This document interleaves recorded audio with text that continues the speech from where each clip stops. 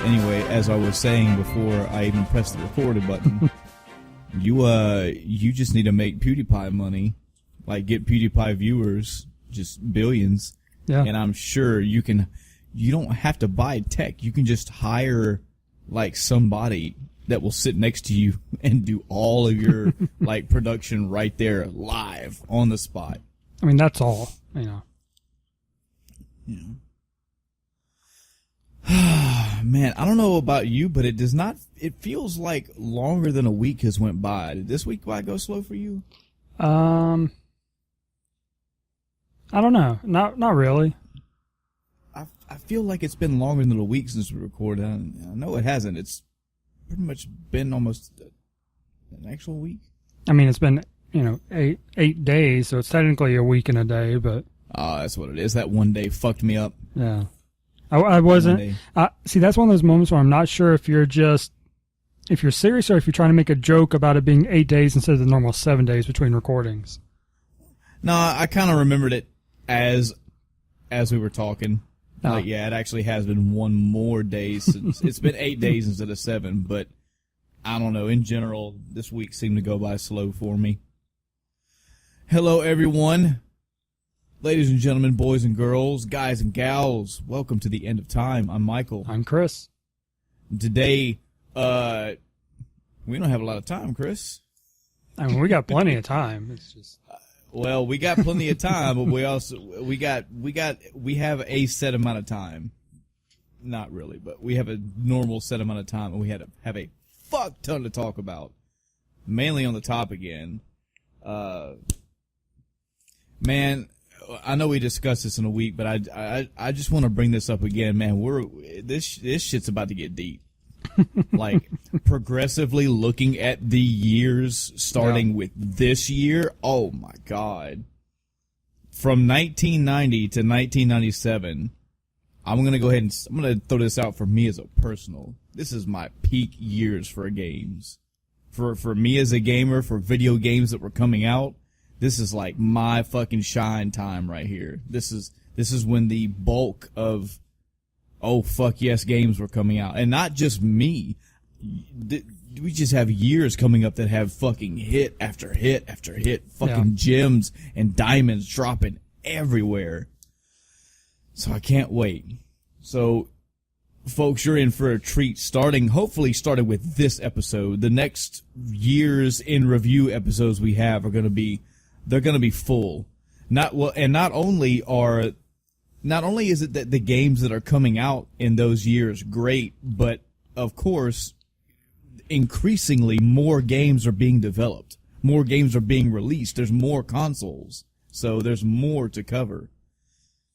So I can't wait. I'm excited. I'm eager. And of course, they don't even know about the other series that we have planned either. So I mean, we got a lot of good stuff coming. Yeah. I guess I should start with my week before we do. Do we have any actually from last week? Nope. Nope. Also, because every podcast is somebody's first podcast. If you're wondering what the hell that is, we have a running joke on our podcast called Well Actually. It's basically our corrections corner. It's where we review last week. One, it's if our viewers send us stuff like, hey, you said Super Mario World came out for the Sega Nomad. That's fucking retarded. Then we would know that, hey, we made an error and oh shit, we misspoke. Or if we thought back and went, oh man, I said something crappy or I got something wrong, I'll fix that. But to date, we have like maybe 2 fixes, and those were self-imposed, and they were just additions of stuff we forgot to talk about. So yeah, pretty much still doing a perfect podcast. This is the quality that we bring to you every episode. I guess I'm losing track of who started. Did you start your week last week or did I? I don't remember. All right, here's how we're going to do this, Chris. All right. Here's how we're going to do this. We're going to go in alphabetical order, and whose ever name comes up first goes first. All right, A, B, C. All right, Chris, go first. Okay. Thanks. Fuck, I lost it again. Fuck. I mean, you can go first Sick if of you this want. fucking... No. Doesn't really matter. No, it's fine. All right. So it's been I don't know, not super busy week for me. But I've still got a decent amount in. By the way, have you been watching the Olympics at all? No, I'm not a nerd. Really? No, I don't. I've never. That was never a thing in my childhood. I think I watched some Olympic games here and there, like maybe with my family, but not really with them. I was just in the living room there. Yeah, I don't think mine ever watched it. I can't think of too many. I mean, I root for my team. I mean, I root for America, and I'm glad to see when they do good. But I'm not athletic, and I don't know. It's neither condoning nor condemning. I'm indifferent to the Olympics. Yeah, I actually didn't realize it started yet. I knew it was, this year, and it was the winter, so I knew it was soon. But I didn't realize it actually started like a week and a half ago or something like that. So I just realized that like 2 days ago. So I've been watching off and on as I'm doing other stuff. I mainly tune in to try to catch like the snowboarding or skateboarding when it's, not winter. I missed the snowboarding this time. Oh well. Yeah. But I've been kind of watching it off and on just to see what was going on with it. Not anything really interesting there. The curling is very complicated. And I didn't know that until a couple of days ago. I've been seeing a lot of meme videos about it. I need to retract that completely. I've been seeing a lot of humorous videos about it, people having like brooms and pushing shit around, but Oh, yeah, that's typical. I haven't seen any of that, but I'm not surprised. But anyway, so on the gaming side, I want to pause real quick, for the audience, in case you hear something in the background in the next 5-10 minutes. It sounds like, I don't know, like a rocket ship churning up and about to destroy my house. That's just my washing machine. I know what the problem is. There's like a bearing fucking worn out, and I'm too lazy and cheap to fix it. So I'm not dying, and nothing's running my house over. And unfortunately, my house is not growing jet engines and about to leave the atmosphere. But yeah, so I just want to throw that cautionary thing out there for you. So I'm sorry, Chris. I'm so sorry. Go ahead. It's all good. So on the D&D side, we haven't played since the last cast. That'll be happening this weekend. But I had mentioned before how complicated the Pokemon system was. So I was looking into, adjusting our levels and other stuff to try to make it more friendly to play and not as brutal as it was. And in doing so, I actually took a look at the other system, because I had previously mentioned that they split off at one point, the developers of the system we were playing. So I looked at the other one, and their system is also complicated, but it seems better balanced, and it's complicated, but it's not as bad, I think. So I'm in the process of transitioning us over to that system, kind of doing a reset, because we only did like, one session of however long it was. It didn't really accomplish anything. It was more of the, introduction and all that. So we're just going to reset, reestablish our, characters, our players, and go from there. And hopefully it'll be a better experience. Okay. I've just been developing the adventure for the normal D&D. On the gaming side, I played a little bit more of Pokemon Ultra Sun, and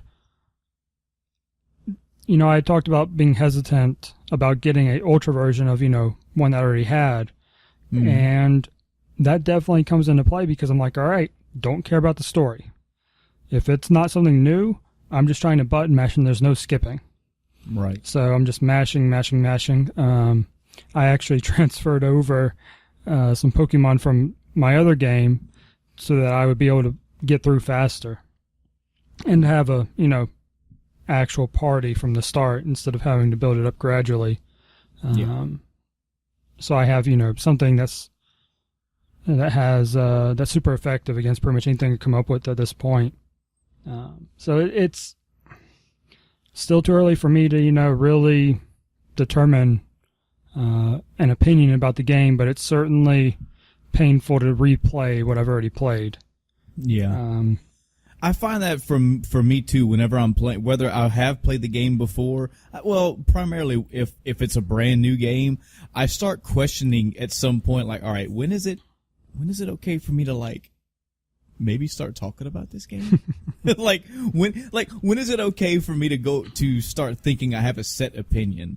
And I think me and you now are in a different boat than, not in a negative way. We're like a little bit different from just normal non-podcast having people, because we could start talking about a game. I mean, we could talk about a game right now in this episode, and somebody could only listen to this episode because it's the one that they came through in passing, and we're like, fuck Nier Automata, that game was fucking garbage, and they're like, yeah, I heard the points, I don't like that, I'm not gonna try that game.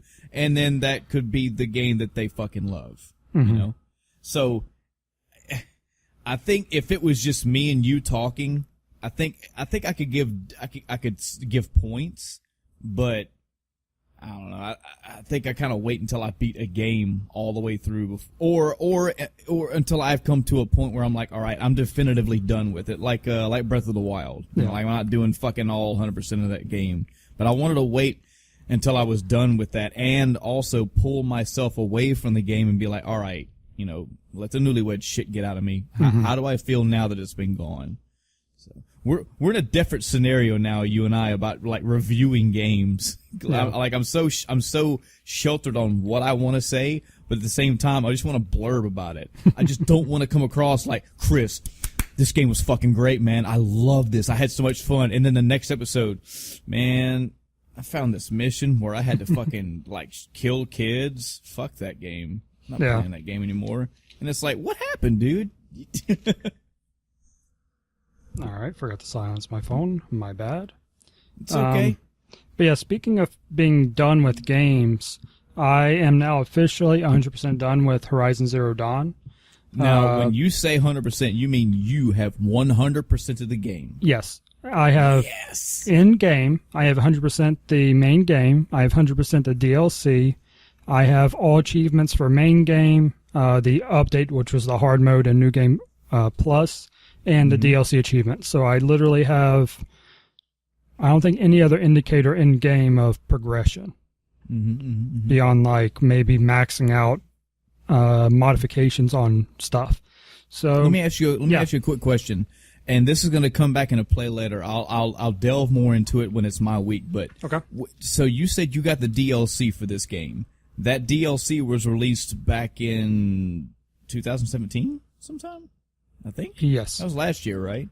Yeah. Did you buy the game with a season pass, or did you buy the DLC separate later? In this one, I want to say it was a bundle. Okay. And because I got a heavy discount on the DLC, I know that. Right. How did you access that DLC? How did you actually get it? Purchase it or in the game? No, how did you get it onto the game? Did it just come with it, and once you had the game, it was just good to go to play, or did you have to sometimes you get DLC, you have to you'll get the game in disc form, but to get the DLC, you have to download it onto your PS4 or whatever console. Yeah, so this is a digital download from the start. So I downloaded Horizon Zero Dawn. I mentioned this last week, but I downloaded it, I played through, and I was almost done with it when I realized I haven't seen anything DLC related. Yeah. And then I had to go and look, and I was like, did I not buy it? Because I could have sworn I did, because I had a discount on it. That's the reason I bought the game at the time I did. And it hadn't downloaded. So I didn't have any access to it in the game, even though I had it unlocked. And my, PlayStation account clearly showed I have it. So it downloaded, and then next time I loaded it up, it was like, oh, hey, the level cap's now 60. You have these things to do. And I'm like, great. I had already started hard mode at that point. and was a bit of way through it. So when I finished hard mode, I was only like level 52 or something. So I just ended up loading my normal mode save and playing the DLC on that. Wow. I didn't want to deal with hard mode on the DLC, and I'm very happy I didn't. The DLC is pretty difficult if you don't have a good plan for the enemies, especially at the end of the DLC.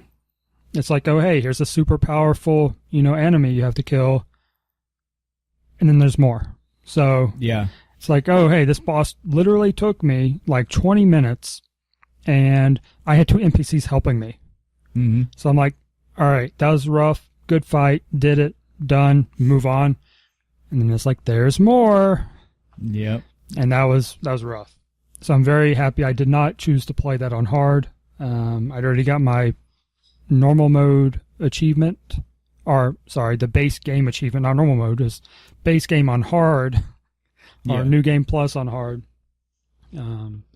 So I did that. I still stand by what I said. I like the DLC a lot. In some cases more than the base game. I had mentioned early on that I had yet to see a spear modification, and that is because there are none in the base game. Oh. However, the DLC did add those. Nice. So that helped some. I didn't get any really super powerful ones by the time I finished the DLC, so it helped some. I had like a total of 30% more damage, which is decent, but the spear is pretty underpowered compared to everything else that you can do, because you have to get in melee range. Right. And then you're choosing between swinging and dodging and all this, and that's a whole, dance you have to do Dark Souls style. Time everything. And then even the hitboxes aren't necessarily the greatest either.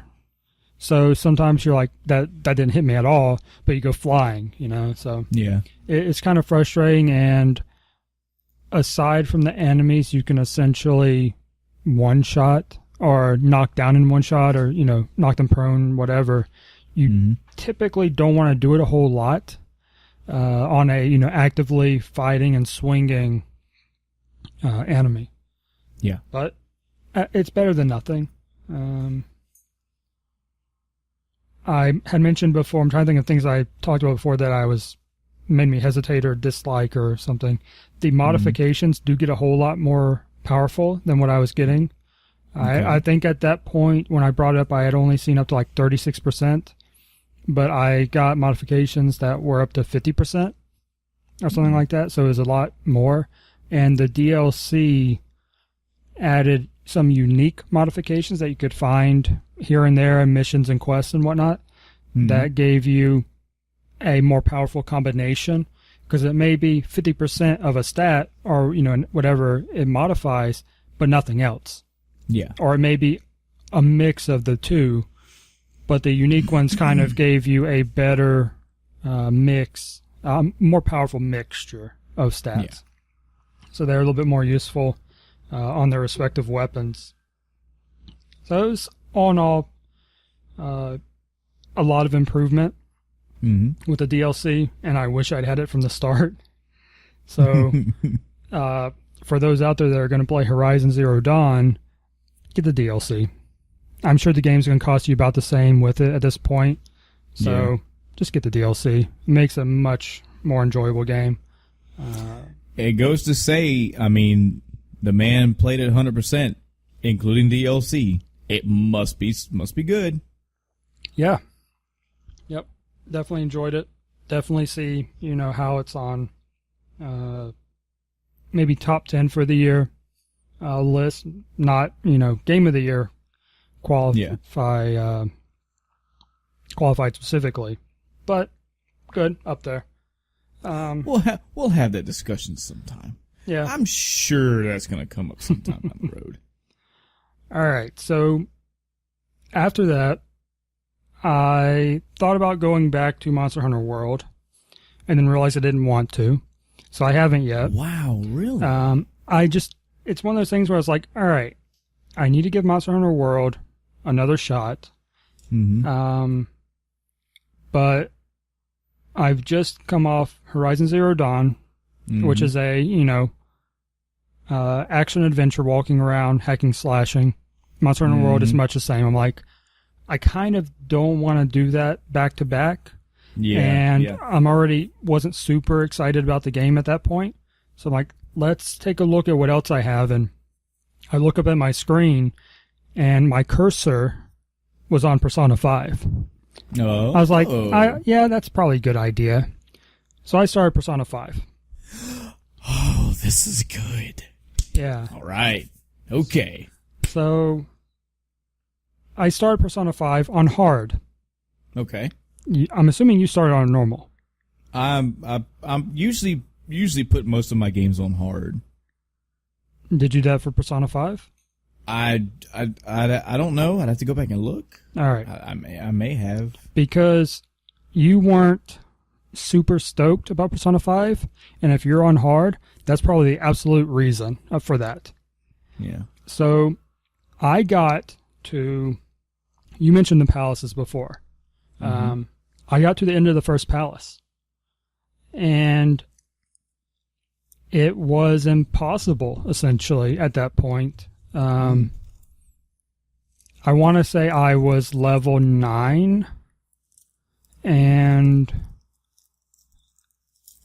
I think I first went into it at 8 or something, and then I died, went back, started at 9, did at 9, didn't have any luck, and I was like, all right, at this point, I'm going to need to grind to be able to beat this.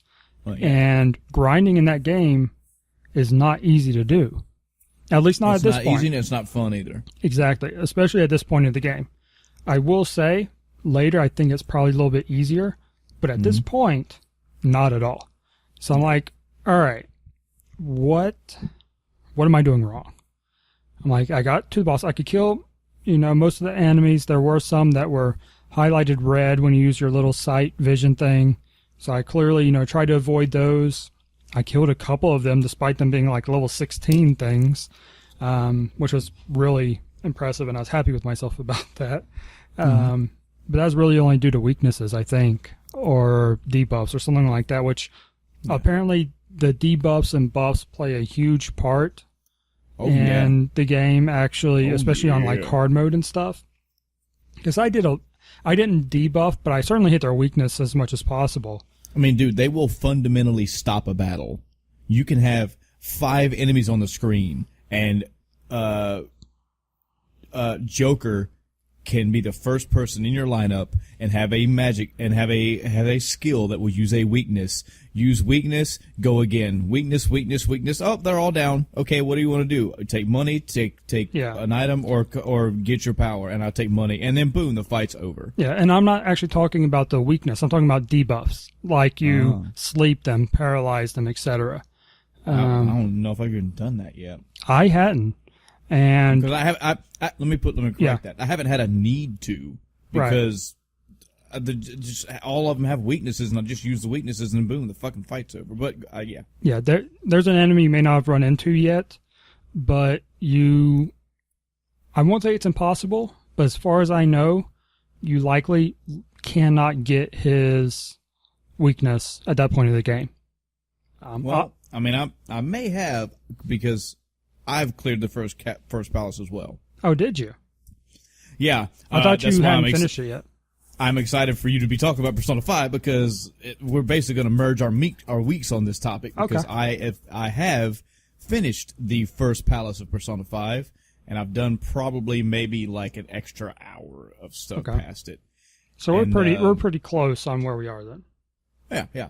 And I got to say, I don't know, man, you must have fucking chunked some hours into that game, because, well, okay, granted, I only played it for like 2 or 3 hours a piece a day, but it took me some time to even get to the point where I even could do the palace, and then I bled that palace out for a while. Like, I got to the point to where, and this wasn't planned, okay, this was me, what I would do is I would go through the palace, Spoiler warning for Persona 5. Spoiler warnings for Persona 5. Just in case I spoil shit by accident. But, whew, I'm so happy we're talking about this. We're talking about the same game at the same time. Yes. So I got into the palace, and number one, it's all, for the first day or two was just me trying to figure out how the fuck this even works. I didn't understand the actual gravity of the time limit because I was like, whatever, just get me in and let me go fucking dungeon crawl. Right. And then, I started a process. I started a repeating process. I would go into a palace. I would run around and do the normal exploring, kill enemies, try to grab some new personas, stock up on money, maybe grab some items, find out what items are good and bad, and then just go, well, fuck it, I'll just take money. Rarely fought enemies to the, hit points. It was all fucking weaknesses, which was in turn me bleeding out skill points and me bleeding out hit points. And when it would get to a point to where I had no more skill points and I was dangerously on the verge of about to die, I would immediately go back to a save room and exit the palace. I'd go back in the world.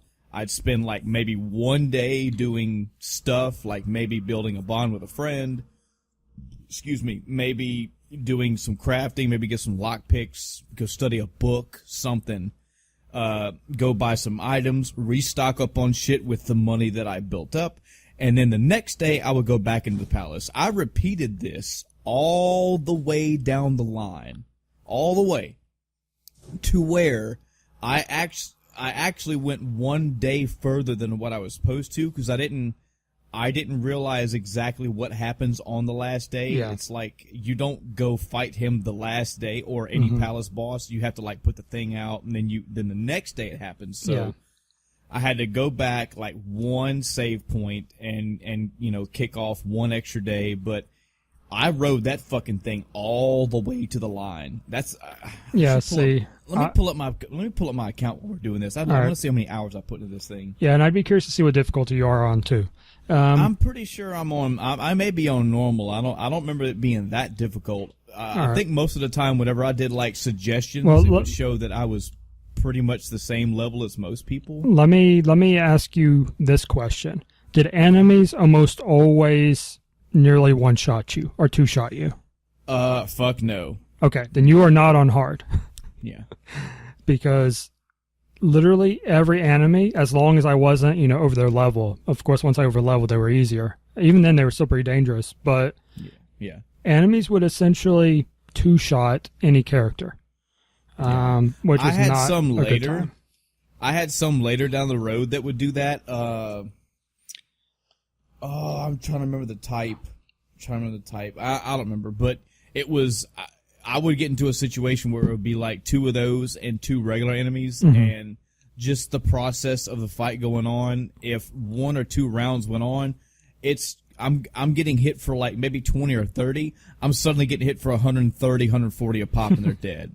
I started having characters die on the field and having to let them die out and bleed out and not get XP because I don't have fucking reviving items and shit. Oh man, it got aggravating. Yeah, so you played it smarter than I did because I didn't realize how convoluted and annoying the palace would be. I was like, all right, I will spend, because you get 3 in-game weeks? Roughly? I'm going to say yes. Okay. So I was like, all right, I got plenty of time. So I, got my character a job, made some money, started doing some other things, trying to raise other proficiencies and stats and whatnot, your little skill up things, doing some of those. And then I was like, all right, I, was going through the equipment shop. I'm like, all right, this upgrade, good, I can afford that. And finally, I didn't even enter the palace until the 6 or 7 day mark. Wow. So I go in there and I'm like, all right, kill some of the first enemies. I'm like, okay, this isn't too bad. And it just keeps going and going and going. I'm like, oh, hey, save room. Surely I'm, making good progress. keep going. And I had you can, in the save rooms, have your little conference. And they're like, how are we doing? We still got a long ways to go. Oh. Yep. Well, maybe I'm not doing as good as I thought. And when I exited the first time, it, checks off things you've done. And I was at like 3 things. I was like, wow. I don't think that's good. Yeah. But yeah, so I pushed my way through, and what I did, you mentioned, till you're about to die, you went back. I actually saved, as I progressed, I'd save every time. And as soon as the battles got really difficult, I went back and saved, and then I pushed until I literally wiped. Yeah. And then I would reload my, save and go, okay, I can make it 2 more enemies, and then I'm done. Because I'm then out of SP.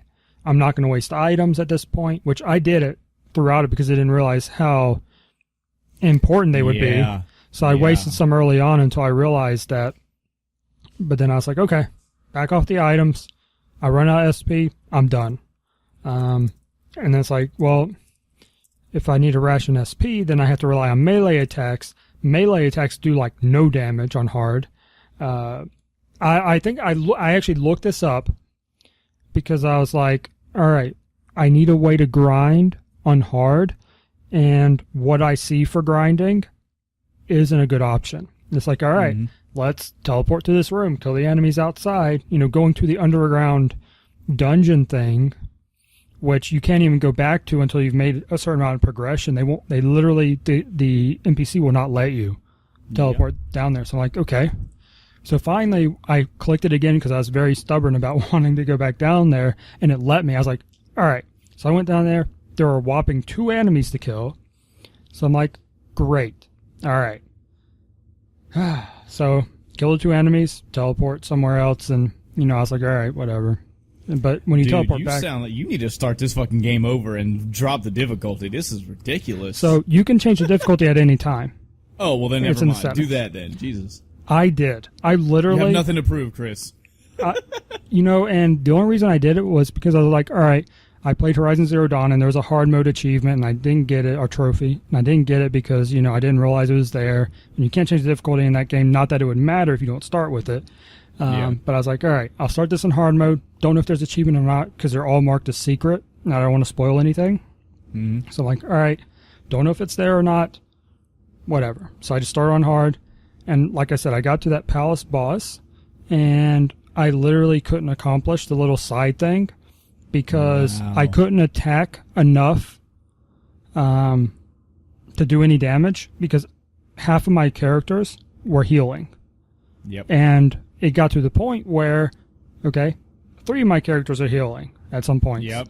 So I have no attacks going in there, so the boss is just sitting here damaging me, and every time, I can't heal as much as they damage on hard, because the attack may do 90 points of damage, but I can only heal 60. And oh, by the way, it was a team hit, so everybody took 90, so with magic, I can heal 2 for 60, and the other 2 get nothing, or I have to use items on them. So I'm in a really bad way. So I attempted it 3 times, and on the 3rd, I'm not sure if you died on the boss or not, but after you die, it actually gives you an option to go back in time a week. I didn't die on the boss, excuse me, but because of the way that my time was set up, since I went over a day, that counted as a loss for me, and I had to go back a week, and I was like, yeah, no, that's not happening, so I just reset the game and went back to an older save. Yeah. So I actually went, I'm obviously underleveled. I did some stuff wrong in the last week. I went back a week in time. Started saving in a different slot, just so I wouldn't, in case I wanted to go back. It's like, all right, so I started going through it again. And I hadn't even entered it at that point. Because like I said, I didn't enter until the last week. So when it pushed me back a week, I was at the point where they're like, hey, you want to go in? And I was like, yes, let's go in. So I had to sit through all the... I was fortunately able to fast forward and skip and stuff. But so I got through, and I was playing for maybe another hour, 2 hours. I made it. And of course, when it put me back a week, I was like level 5. Or I was at level 9 at the boss, So I'm like, man, those 4 levels weren't easy to get. Yeah, no, not at all. I made it up to, I think, level 7, and I'm like, all right, I know it's only 2 more levels, but I still have a lot to do in here. I have been smarter about my money and items and, what I'm doing. Yeah. But still, it's going to take me a while to get through this. So I was like, all right. So I actually went online and started reading, some posts about hard mode and stuff. And there were multiple people who were like, yeah, I got to the first boss and changed it back to normal. Yeah. It's just, they were like, I was level 11 and, couldn't beat it and stuff. And I was like, I'm level 9? Yeah. If I have to grind 2 more levels, that's... I just saw that on my save file, which is apparently the only thing I can check on the PS4 without having the game installed, and I was level 9 when I beat the boss. Okay. So yeah. Yeah, so I changed it to normal. I was right before the boss when I did this, so I'd already...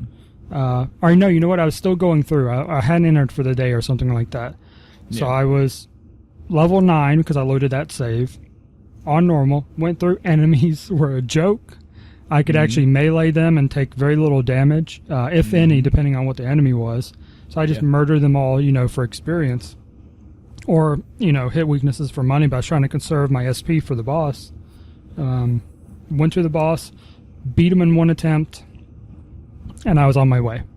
Yep. It was such a dramatic difference. It's like there should be something between normal and hard that is hard, and this hard should be something else, very hard. And there's Chris, you just need to get better, man. There are actually posts that were like, that's like, yeah, I beat it on hard on like level 7. It's like, you are a liar. We're going to have that discussion one day. I want to make that an entire fucking episode, but I can't fucking stand people that do that. I hate that community of gamers. So, I beat it on ultra hard. I don't fucking care. Like this, of all the things in the world to have a dick waving contest about, a fucking bleep bloop video game is not one of them. Yeah, and it's always worse when it's like, no offense, but you just need to get good or get better. It's like, really? No offense? I don't think that works like that. That's not, it's not proper usage of that. And that doesn't help. Like, I got good at Dark Souls, the predominant starter of that shit, if not Demon Souls. I can tell you how I got good. I can further on relay that information to other people and teach them how to get good. That is the way it happens. Not, I used to get good. Okay, well, fucking Jack Dick, how do I do that? I don't know, man. I just get good. Just get good. Yeah, fuck you. You're not helping at all. Yeah. So I looked at my VODs, and I have roughly 15 hours in the game.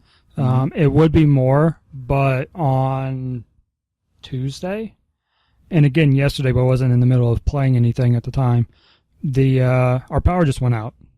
Oh man. So I was like, oh, great. I had just saved, so I didn't really lose any progress. It was just the whole, okay, now I got to wait on it to be stable because it flickered a couple of times. I didn't want to turn the computers on and off constantly and let all those surges hit. So I was like, all right, I'll wait for it to steady up. And I never even went back to the game that day because I was just annoyed at that point and was doing other stuff.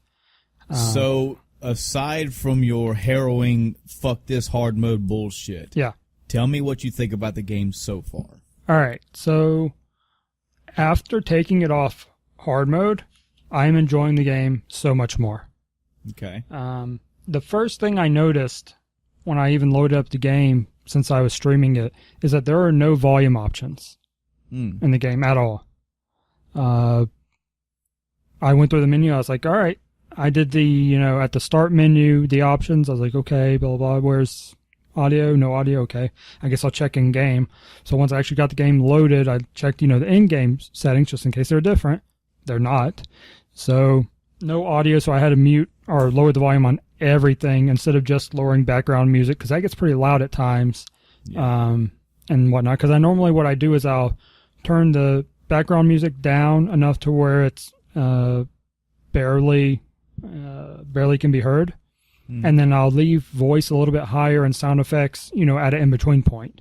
So, footsteps or whatever happens to be in that type of game, sword slashing, whatnot you hear. And, of course, the dialogue is one of the most important parts, so I want to make sure that's heard. But there are no audio settings. The art style is an interesting choice.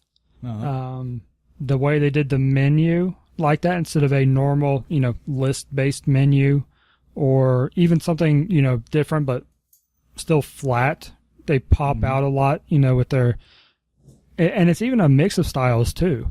Yeah. Because the cutscenes actually go full anime. But the end game is very vibrant. Yes. That red, black, and white theme of the game, a little bit of gray in there too. But it's just a very interesting choice of art, and I think it works for the most part.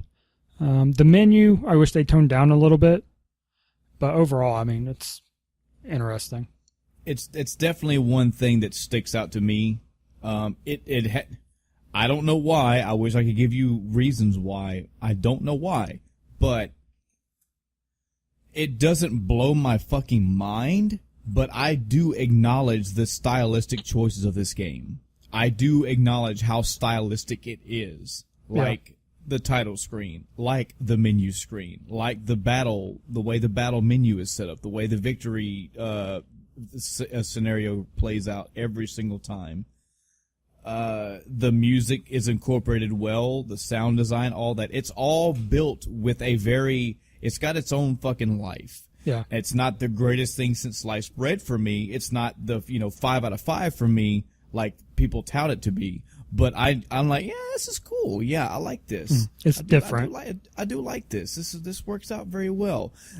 I guess because of the way that the old Personas were, I think that's something that people like. They relate to. They look at the menu. They look at the stylization of this game compared to old ones. I'm totally assuming. And apparently this is more appealing to me. It's more appealing. Period. Like I like the way it rolls. So yeah, the one thing I will say about the in combat menu, overall I like the way they did it with the different options based on buttons and stuff. The one thing I wish they would not have done is put an action on the same button as accept. Yes. So I go back from the Persona menu and I accidentally hit X and there's no confirmation. So instead of, going back to the Persona menu or going to whatever else I wanted to do because I was spamming X or whatever trying to get back or even, cancel, I end up doing a different action than I wanted to do. And I was still on hard at the time when this really happened to me more than once. I couldn't afford that. Doing a melee attack when I actually wanted to go heal because I was switching personas. I needed to get to my healing one, and I went to heal, but I was spamming the button, going through menus, so I hit X instead. There goes my heal. That character's now dead. Yep. But yeah, like I said, once I changed it to normal, more fun. Getting out of that first palace, more stuff is opening up. Have you unlocked the next area? No. Okay. Not the next palace, but the next area. I don't believe I have. Okay. You would probably know what I'm talking about. I can tell you specifically what I have done. And again, we're in spoiler territory. If you just happen to come back, we're still talking spoilers. But okay. I went and sold the medal off. Yes. I did that. Then we went and had the extravagant dinner where I was eavesdropping on conversations. And I think the day after that is where I last saved, and I was done for the day. Okay. So that's as far as I've gotten. I think you're 3 days behind me, 3 or 4. So another area... Probably going to be there for a while. Yeah. Another area... I mean, you said the game wasn't installed, so that's kind of interesting. But... Okay, yeah. Wait, what do you mean? You said you couldn't check it without the game being installed, or did you mean opened? I mean, I don't have the Persona 5 disc in my PlayStation 4. Oh, right. Yeah, physical media. Gotcha. Yeah. Okay. That makes more sense now. Inserted would have been a better word than installed. Just saying. Anyway, so, yeah, the next area that will unlock on your next day or two is what I mean when I say I think grinding and leveling and stuff will be easier at that point. Mm-hmm. So I think the game as a whole is going to get a whole lot more enjoyable now. I hope so. Yeah, especially being on normal now. That's such a huge difference for me. I was absolutely miserable at that point. No, I can understand. I'm stealing this phrase from somebody else that this game has not sunk its teeth into me yet. And I don't know why. I mean, I'm giving this game for me is very blasé. I don't love it. I don't hate it. I'm playing through it, but I haven't found that fucking point in this game yet, Chris, that the fucking giant gear gets turned and the fucking mechanism as a whole goes, fuck yes, this is great. Right. I'm with big quotes, I'm enjoying going through it. It's nondescript for me. Mm-hmm. I'm very lukewarm about playing through this game. Nothing has made me go, fuck this is dumb, this is boring, this is garbage. Like I said, the aesthetics of the game are appealing. The story is actually fairly decent. The voice acting is very good. I'll tell you right now, I love Ryuji in battle. His fucking screams and hollers, like when he says Persona, the way that he does it, and fucking I think, what is her name, Mona the cat? Yeah. When Lady On, what they have too many fucking names. What is Lady On's? Leopard? No. Is it Panther? Panther. Yeah. Yeah. That other cat. Whenever Panther does an attack, and Mona's like, "You're so gorgeous, Panther." I'm like, dude, you fucking, I heard you the first 30 times. I do like the when you do the all-out attacks. I do like the little splash screens they get afterwards. Those are amusing, especially for Ryuji. Yeah. So, as a whole, I'm trying to. I'm still waiting. Okay. I'm waiting for what comes along, and I think I actually have a good idea for what it's going to be. There have been games in the past. I kind of want to use Dark Souls as an example, but I actually enjoyed Dark Souls from the get-go. Mm-hmm. Like, the difficulty of Dark Souls did not sway me away. I was enjoying the actual combat and getting into it. The game sunk its teeth into me when I really explored the combat and tried rolling and tried kicking and, actually trying to get better at parrying. The better that I got with the game, the more I was like, oh, this is it. This is a game. For Persona 5, I feel I have most of that game down, but one, and I knew this was coming because I've heard so many people talk about it. I'm finding it difficult to balance everything. Yeah. Like, there's so much fucking shit I want to do in a day, and dude, they will fast forward you through a day like nothing. Oh yeah. Like, you'll wake up, and depending on what choice you make, it's now Monday evening. Mm-hmm. Your morning and afternoon are gone. Psh, bye. Hope you didn't have a book you were wanting to read. It is so annoying for it to be like, all right, we should go to bed now, but you've literally done nothing. It's like, let me go tinker at the desk at least. Let me do the training or, read a book or something else up in the bedroom. We've literally done nothing today. Yeah. Let's do something. But I gotta get all this out so I can get my thoughts straight. Right. Number one, I can hear people right now going, "Hey, you're not gonna do everything." I've heard that from many people. It even says it in the fucking the in between menus of the game. Take your time. The idea of this game is you're not going to be able to do everything that you want to in a day, to the degree of there's going to be people who you literally fucking blow off and maybe even get killed because you just didn't spend enough time with them or you didn't do stuff. You've got to play this game. Just be you. Don't worry about going back in time and resetting time and doing this week specific. I'm playing that mentality. I'm pretty good about doing that. I was really good about doing that during Mass Effect. I made a bad choice, I just fucking made a bad choice. But I start getting, my mind starts getting foggy because there's so much shit to do, and I don't know what I want to do or need to do. And then the things that I feel I need to do, I don't get enough justification behind it. Like, if I'm in class and I do one of the quizzes right and I get these two things that go up like a half of a pip, I don't feel I see those results. I don't feel like I see these things increasing and paying off. Yeah. Even when I've done like 4 or 5, like I've trained him in his bedroom like 4 or 5 nights in a row, and they've all been successful, but I don't see it increasing. And that goes for all the stats. So when a game gives me feedback where it's like, hey, this grinding that you're doing is actually paying off, here's the result, it draws me in more.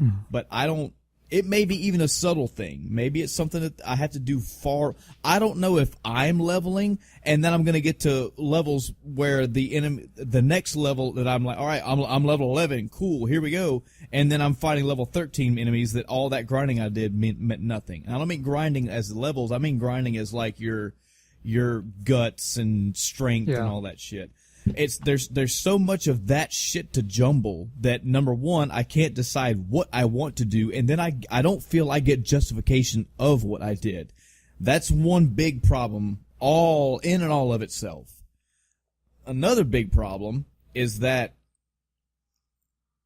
the Persona system as a whole, it may be me overthinking it, but I feel like I'm not getting that system down good enough. I'm fucking capturing personas left and right. They're higher level than personas, lower level than personas. They've got different qualities about them. They have the different styles. What styles match up with what crosses, and then you can take them to the fucking the jail place, and they can merge to make other ones. How do you that whole fucking system right there? I am coasting through, and I feel like I am missing out greatly. That is another aspect of games that has happened to me before. A good example is Valkyria Chronicles. I went through Valkyria Chronicles with a very blasé mentality. Like it was okay, it was fun. But when I got to the town and got to actually increase my stats and learn how to put things into my different qualities and different traits, when that customization opened up, when I figured out and learned how to build that shit, the game exploded for me. I have gone to the extent now of have found like 4 or 5 actual somewhat pseudo tutorial videos on this fucking Persona system as a whole, and I hope that once I educate myself on it, once I smart myself up on it, maybe it'll be... There are times where I'm playing games, Chris, where I'm not doing enough, and I'm going through battles. I'm not just talking about Persona 5, but there are times where I'm playing a game, and I'm like, man, why are these fights so hard? Why is this so hard? Why are these battles so difficult? And then I go look and like, oh, there's this fucking magic system here the whole time that I just blew off. Let me go read about this. Yeah. And then I learned that. It's like, oh, shit. And they're like, yeah, you fucking dumbass. You could have been blowing enemies away by now. I have this feeling that that's what this Persona system is doing. I feel like that I'm just coasting through with these personas and just doing the bare minimum and not increasing or figuring out how to. They'll tell me all the time when my characters increase, hey, now your persona can get even higher. Yeah. I'm like, yeah, but which ones? Do I have to merge personas to make that happen? And it's, for me, I don't know why, but it's too fucking confusing, and I need to educate myself from that whole system, and I think when I do, that will also help. So those are 2 big glaring problems for me right now. All right. Third, I don't know. The game itself is just okay for me right now. The story is okay. The theme and the setting, like nothing. This anime style world is good. It is done well, but it's not drawing me in completely. I'm kind of having a pseudo. We just talked about a game that did this, where like, I'm kind of sort of drawing parallels to Black Flag. Okay. When I'm out in the world and I have to go do homework and have to go study and have to go do pull-ups and have to go find stuff to buy and have to go get a part-time job and have to do the menial bullshit, I'm like, get me back in the palace. But then when I get into the palace, it's very monotonous. you fight the same types of enemies. Number one, let's say you're in an area and you capture. I know I'm gushing, Chris. I'm so sorry. I got to do this. I've got to fucking do this because now you can understand what I'm saying. I'm taking notes. If I go into a palace and they're on like a given floor, there are 5 types of enemies. Mm-hmm. I only have to capture. I feel like I only need to capture one of every type of those personas. Once I have them captured, the capture you persona option to me is done. Mm-hmm. Now I have 2 left. So then I'll start from the bottom. I'll go, give me your items. And once I've learned that, okay, of you 5 enemies, only 2 of you give me an item that I really care about, everybody else is just going to give me gold. So really, I'm only in those battles for a little bit of experience and a decent amount of gold and maybe some items. That gets old after a while. Like it gets monotonous. Also, every single time that you fight a battle, it's the same exact victory thing. It's always Joker running around the field. That was really fucking cool the first 5 times it happened, but it's the same. They mix it up a little bit. I know, like they have your side characters do different things. The camera will pick which one of those 4 they want to zoom in on, and but I see potential in some things in the palaces that could be better, and it's a very stylized dungeon crawl. It doesn't take long for the veil to get removed away from me. It's cool when I go to a new floor, and it's cool when I start fighting new enemies. But dude, when I have to go in and out of the fucking palace because I have no way to heal myself and no way to do this, it gets old. Like I don't want to go through this fucking floor again and have to plow my way through these 20 enemies. Even though it's easy to do it because they all have weaknesses and they're all bam, bam, bam. Okay, they're down. Give me your gold. Move. Yeah. Like that. I don't know. It could be me. Could be I'm a shitty player and there's easier ways, better ways to do it, especially with the persona system. Mm-hmm. But for whatever reason, the game is very lukewarm for me. The only reason why me even saying lukewarm is an issue is because this game was touted as a fucking a top 10 of 2017. It was a top 3 contender for Game of the Year. Exactly. So you got RPG of the Year. This is man, fuck your Final Fantasy, play this game. This series rivals Final Fantasy and Dragon Quest as far as RPG-dom goes. Play this shit. I'm playing it, and it's just okay for me. It's not because the game is bad. It's not because the game is broken. It's just this is not my cup of tea. There's water, tea, and there's a fucking delicious drink. Dark Souls is a fucking delicious drink. Superman 64 is a fucking glass of water. This game is a cup of tea. It's a cup of tea. It's okay. It's not bad. It's just, I had it. I'm moving on. But better than the water. But better than the water. Yeah. So that's the best way I can put it. All right. Do you have what else in your week? Anything else in your week? Just one other thing briefly, but can I touch on your points real quick? Yes, go ahead. All right. So on the skill ups, talking about the guts and whatnot, I actually leveled up my first one to the next pip, and that was the knowledge one. Because have you had the exams yet? Yes. Okay. Because of that coming up, I was like, all right, I am going to study because I don't know if it matters, which it didn't. But I was like, all right, I'm going to level up my knowledge. I want to see that next pip. So I studied, I think, 2 more times than I had already, and that was enough to give me that second pip. That's the only one that's actually moved so far. So yeah, there is a lot of skill ups you need. And apparently, I was actually looking to see what skills up what. Some of them, like the studying and whatnot, will actually randomly give you 1 or 2. So you may not get all the skill ups you had possible, so it's taking it even longer to do, which in this time limited thing is not helping. All right, let me ask. Because maybe this is just me not paying attention. Okay. But I have studied, and I'm going to throw some numbers out. I have studied maybe 7 times. I have also taken like about 7 quizzes in the classroom. What the fuck does studying do? Does that like make the answers obvious? Does it make the answers easy? Or are you physically studying and you have to remember these words like in real life? Like what? what does studying have to do with taking the tests? Nothing. Because I studied and I've got the questions and I'm like, I don't fucking know. Well, all the questions were related to the things you got during the day. Yeah. So it was like the one with the illusion was the same thing, but the one with the emperor thing, it was like when in the classroom it was like, who was known for this? And you had to answer with the right guy. But on the quiz, it was, what was this emperor known for? So it just flipped the question essentially. Yeah, but what stuff are you talking about during the day? The studying, when you're in the classroom and the teacher's asking you a question. Yeah. Yeah, that's all. Because that gives you, those were all related to the exam questions. Huh. Yeah. Maybe I'm saying it wrong then. I don't know if I've taken exams. It's been me quizzed in the classroom by the teacher. No, it's literally like 3 days of exams. Oh, okay. Well, how do you take exams? Well, it's story. You can't do anything about it. Oh. Okay. I thought you would have gone past it. I thought it was before.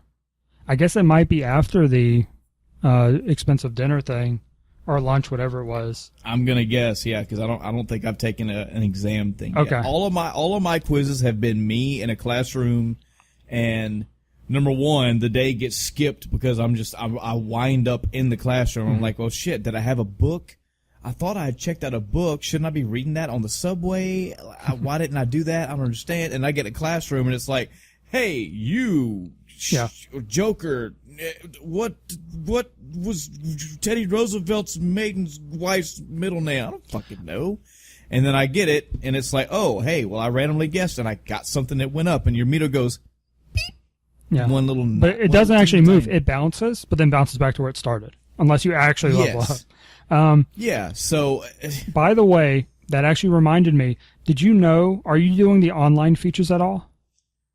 I always turn the online thing on, and every great once in a while I'll press that button and check, like, all right, well, what do people do right now? And I'll kind of gauge how I want to handle my day a little bit. Yeah, if you press that when you're getting the quiz in the classroom, it'll actually tell you what other people guessed. Yeah. Okay. I didn't know that until I was already done with them, except the last one. I hated that. I always feel like I'm kind of cheating with that, but I've also, on the same coin, I'm like, well, how the fuck do I know this? Like, where in game are they giving me the route that's going to let me know these answers? So it's literally one of those things where unless you know from some previous life experience, you have to guess. And that's really, I hit it the last time because I was like, I don't know. And I was like, okay, everybody picked answer B, so I'm going to pick answer B. And it was right. So I was like, okay, great. Got my potential skill up. But yeah, so the skill ups, as far as I know, like I said, they have nothing to do with the exams because those are just the same questions that you're asking in the classroom. But what they do in general is unlock other abilities you can do. Like after the dinner where you run into, and this is still spoiler territory, where you run into the guy at the elevator. You can't choose the top and bottom option unless you have enough guts. Oh, yeah. Oh, yeah. Yeah, so those are limited by the skill ups, and I remember that one, because you were going to talk shit to him. He's like, you don't have enough guts to talk shit, bro. Yeah, you don't have, anyway, I'm not going to say that because children can hear me. But, yeah. Well, even then, that I was like, okay, well, how the that's what made me look it up. I was like, well, I get so frustrated throughout the day. It's like you have the morning, you have the afternoon, you have the evening, and you have night. And at any point in the day, I'm thinking, okay, there must be like 20 fucking options of things for me to do. What am I even in? I am right now in the courtyard of the school. Am I physically even in the right place right now? Should I not be like across to the other city at like the job, at a part-time job? Should I go back to my house and go do some work with the guy?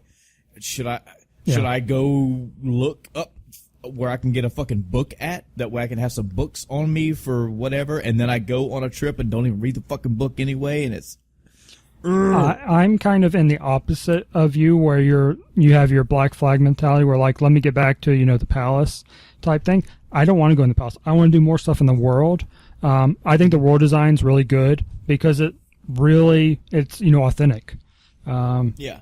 I've been is. to Korea, and it's similar to Japan in the way the cities are laid out and structured, and it feels like a Japanese city would, with the alleys and the side streets and all this. It feels authentic, and that's really nice. I really like the world, and I want to do more stuff in the world. I don't want to go to the palace. I'll tell you just so we're clear then. Mm-hmm. I like the dungeons more, the palaces more just for now, because there's more structure, rigidity, and understanding for me of the palaces. Now I understand how the palaces work. I get what they are. There's a little bit of adventure, a little bit of exploring, a little bit of find this here, go there thing. When I get out in the real world, until I get to a point where this shit is not so fucking blowing my mind and not over my head, and I'm not just overthinking and getting everything confused, when I figure all that out, I should be fine. Yeah. That goes for that and the Persona system as a whole. When I have all that to where like, oh, when the lights click on, I think I'll be better. So, but for right now, I feel like I'm just fucking pressing X to do the thing. All right. I hope it's working. Here's my final point of what I think about the game, and especially based on your experience you're having with it and mine to a certain extent. I very much think there are two types of people that this game is for. Mm-hmm. The first is for those that are going to go look up all the stuff. They're not going to, if they get, not necessarily if they get stuck, but they're just going to in general look up, okay, how do personas work? What's the best one I should be using? That type of stuff. Not exploring on your own, figuring it out. That's the first type. The second type is the type that will go, okay, I'm just going to play through the game, and then on New Game Plus, I will know more about it. So essentially It's like, all right, I'm going to push through the game the first time, and then I'll have fun the second time. That could be a problem of mine, yeah. Man. I feel like I may have the blessing of the Persona 5 community where people will go, dude, this game is good. You need to go read some shit and watch some shit. Because I'm at that level. I feel like everything I am legitimately progressing through this game. I'm making my way through this game. I'm leveling up things. I just don't know what and why and how. I'm gaining levels and experience, but I don't know what for except for being better at attacking enemies in fights. Yeah. I'm progressing through the story, and I'm getting the story, and it's developing, but I feel like there's just so much behind me that, like, dude, you're fucking up. I feel like there's a voice behind me going, man, you're missing out. There's so much stuff you could be doing and doing better and understanding, and I'm just fucking fumbling through this game. I don't like fumbling through games. I did at the beginning because there's that I don't know mentality, that mystery, but now I just feel like I'm just making my way through. Yeah. And I think it's time where I need to go back and, maybe fucking find some tutorials, or maybe go some instructions, or maybe go just find out something, read something. Not spoiler, but, right. Yeah, like with the personas, you talked about not knowing which one you should have and stuff. I was doing the merger, and I'm like, I want this one. I don't know what it is, but I want this one because it's one I don't have. So but I wasn't high enough level to get it. I leveled up, and I was able to get it, and I'm like, this is great. This is awesome. It was the horse guy. Yeah. I was like, oh, he's awesome. That's the one. I was like, that's the one. Dude, he fucking two shots my party like nothing. Imagine it on hard mode. I will just imagine it. Fuck you. Yeah, that was rough. When I first ran into him, I, died first time. But yeah, so once I got him as a persona, I'm like, this is awesome. His stats are so high compared to the others. He's like twice the level of most of my other personas. I'm like, if I had this earlier, it would have been great. But it was too high level. I think even if I had the personas at the lowest level they could get, it would still give you one that's too high. Based on what I've seen, I don't know if this is true or not. This is just me, what I've observed in the game. I think the personas have a minimum level. So no matter what level or how low your personas are, you're going to start out at the lower level. Of course, the higher your personas are, the higher the one you get back is going to be. But I feel like there's a minimum. So I literally could not get them until I hit that certain level, which was when I was outside of the first palace. I wasn't even in there anymore. This is how fucking blissfully ignorant I am of this shit. when you go to the jail area for the first time, I think like the second time, and he's like, "Oh, I'm going to teach you how to take two personas and make them fuck and pop out another persona." I was like, okay, so merging personas to create a new persona. That's actually pretty cool. If I can get all the minutia around that down, that's cool. Yeah. I did my first merger in that tutorial area. I lost Joker's initial persona. Yeah. I lost his initial kick-ass cool persona. So Ryuji still has Captain Kidd, and Panther still has Deborah, I forget her name. I don't know. Mona still has fucking Zorro, but his is gone. Now, can you get him later in the game? You can get him immediately again. I don't fucking know how. And I lost so him. If you talk, so you can't in the Chris, how do you even get back to that area? I don't even know. You didn't have the door open outside of the palace? I think it did. Okay. Actually, you know what? Yeah, I think that's it how. did. You go back in, and even after the tutorial, if you back out of combining, and then when they ask if you're done, you say no, it comes up with a different menu than what you see it during the tutorial. And one of the options is like, I don't know, but basically it's summon a persona, but it costs money. So when I did, I didn't have any money at the time because I was on hard mode and I had like 10 gold left because I spent it all. But yeah, you could totally buy the starting one again.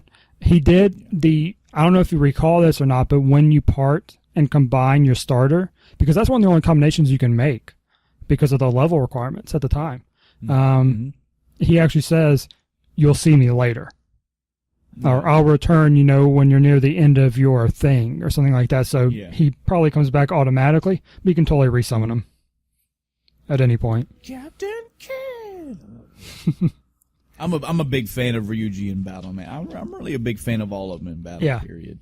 It's overall a fun game, but certainly one that you have to know what you're doing or research or look at guides. Or there are persona, I don't want to call them calculators, but there are websites and stuff where you go to, you put in the persona you want, because say this one's pretty good, and then it will tell you backwards what you have to combine to get to that point. Right. So yeah, that's up my alley. Yeah. I like stuff like that. But you have to know which one you want at that, and it's like, okay, well, which one do I want? Right, well, how do I know? How many are there? I don't even know. Let me.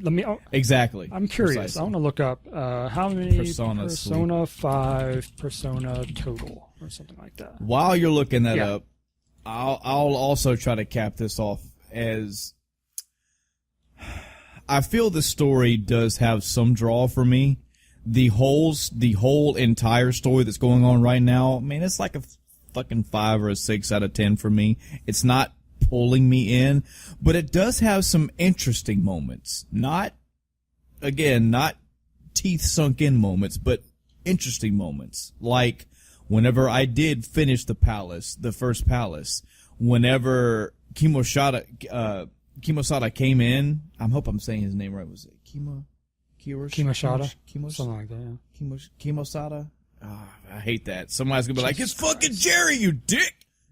Whenever he came in to the gym and started fucking confessing everything, and then was like, that somebody would speak up and he'd go, no, I did this thing that was bad, and then Panther spoke up and he was like, nope, I did bad shit to her too. Like, he was letting it all out. And I was like, that's pretty fucking cool. That kind of wrenched my heart a little bit because it was genuine. Like, you felt like what your work did actually worked, but it worked all the way. Cause he was like, he wasn't holding anything. It was like, yeah, guys, I did some bad shit. So y'all, he was like, I'm fixing to turn myself in. Yeah. I'm relinquishing everything. This is everything bad that I have done, and I am like I am remorseful. And I was like, oh man, this is actually very cool. So yeah.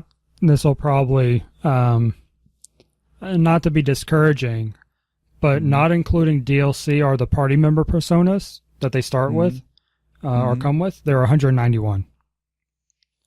That's actually a lot. Yeah.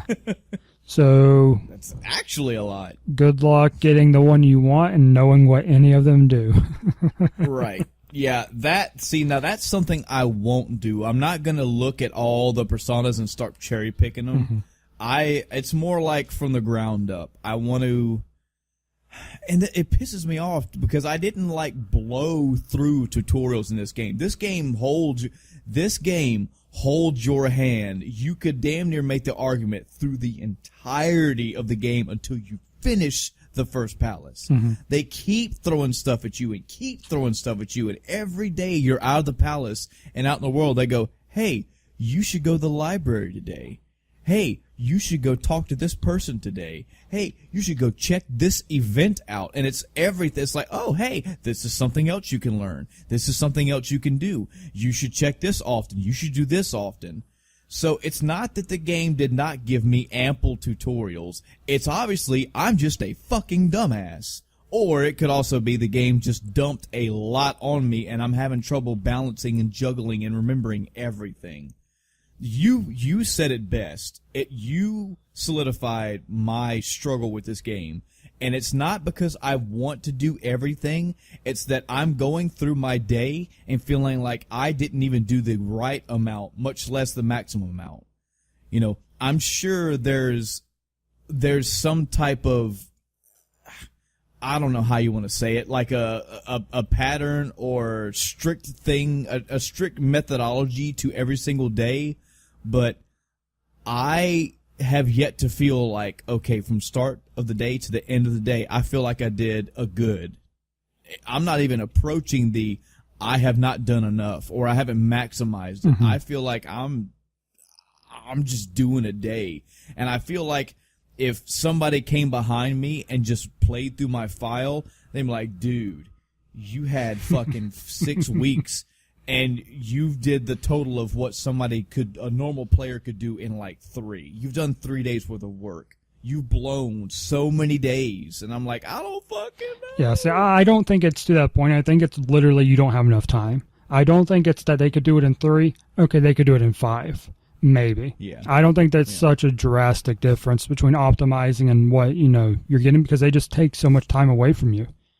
Yeah, they do. So, I feel like once I get once I understand the game better, once I get good and teach myself to get good, hopefully the game will open up. Once I understand the game better, it will obviously be better for me because I feel like at that point I feel like I'll actually be getting entertainment from the game itself. But that's when now what does the story, the narrative, all that, hopefully, I hope it all comes together. Not just because I spent $60 on the game, but because I see enough of this potential. I see enough in this game to go, okay, yeah, good game, but it hasn't like made me go, oh, dude, Chris, we need to spend 6 hours talking about P5. Not yet. I'll quit beating the Persona 5 horse now. It's okay. Especially, we're like, yeah, we'll, do our day stuff a little quicker so we can get to the topic. Yeah. Well, then you drop the bomb of P5 and, well, hey, it's our podcast. It's going to be 6 hours a day. No, stop. Don't turn the podcast off. It's not going to be 6 hours. Good God. Hopefully. That's a good way to drop people. Yeah. So question for you. I saw you post about it on Facebook, but you didn't say that you played it. Did you start the Secret of Mana, or Mana, however you pronounce it, remake? I will get to that when you tell me the last thing of your week. That's the last thing of my week. Oh, God damn it. You did? Yes. Okay. No, I did not. Okay. And I'm actually, now I finally got paid. Thank God. But, I'll probably be buying a couple games over the next few days, and that will most likely be one of them. If you remember from one of our past episodes, and I'm talking to you, the audience as well, guys and gals, Secret of Mana was one of my top 10 RPGs. So, hey, this remake looks good, and me coming off the heels of even today still playing through Final Fantasy IV, the 3D remake, I've got hopes for this. I've got good hopes. All right. I've watched trailers. I've watched a couple gameplay trailers, and I'm not sold I'm not sold on the voice acting yet. I don't know. It kind of rubs me the wrong way. But then again, Final Fantasy IV's voice acting also rubbed me the wrong way. I've actually turned it back on. I kind of dig it. It's actually it's grown on me. But as far as physically playing the game, no, I don't have it yet. All right. Chris, go ahead. So He hates it. All right. So what? question for you Yes. is: have you seen the videos of the combat? The last one I watched was pretty much a release trailer, and it had some combat in it. Okay. It wasn't solid like all the way through a match, but it was shots here and there. Okay. In the original, did it have the stamina charge up thing for your attacks? Yes. I hate And- that. Oh, wow. Well, then you're not gonna like this game, Chris. I'm sorry. So my first note of the game, combat was second, but I skipped to it. But the first note of the game was the intro part where you get the sword. Mm-hmm. The voice reminds me 100% of Voldemort from the Harry Potter movies. It's that raspy, "Come here," Oh, It sounded exactly like Voldemort from the movie. That was spooky, man. It was- Don't do that. Okay. I won't do it again. But yeah, so that had me literally cracking up. I was like, and I actually said it out loud. I was like, okay, Voldemort. Because it was just so identical, and it's a hilarious moment. Yeah. Overall, the story, I mean, it's an old school RPG story. Did this where you probably know this better than I would without looking it up. Where did this fall in the Zelda franchise? But Secret of Mana. Yeah. It's not a Zelda game. I know. Where did it fall in the timeline as far as releases? Oh, it was after Link to the Past, and it may have been around the same time as Link's Awakening. Okay. Because it definitely feels like it has a big Zelda influence to it. I was like, okay, I'm chopping bushes with a sword. It overall feels a lot like, a Zelda game would. But yeah, my biggest issue with the game so far is that I do not like the stamina things on the hits. Okay. It's understandable because it's fucking aggravating the further you go. It's like having it's like being in Final Fantasy VI and playing a Cyan, or having Cyan in your party, or Cyan, or how the fuck you want to pronounce it, the kick-ass guy with a sword.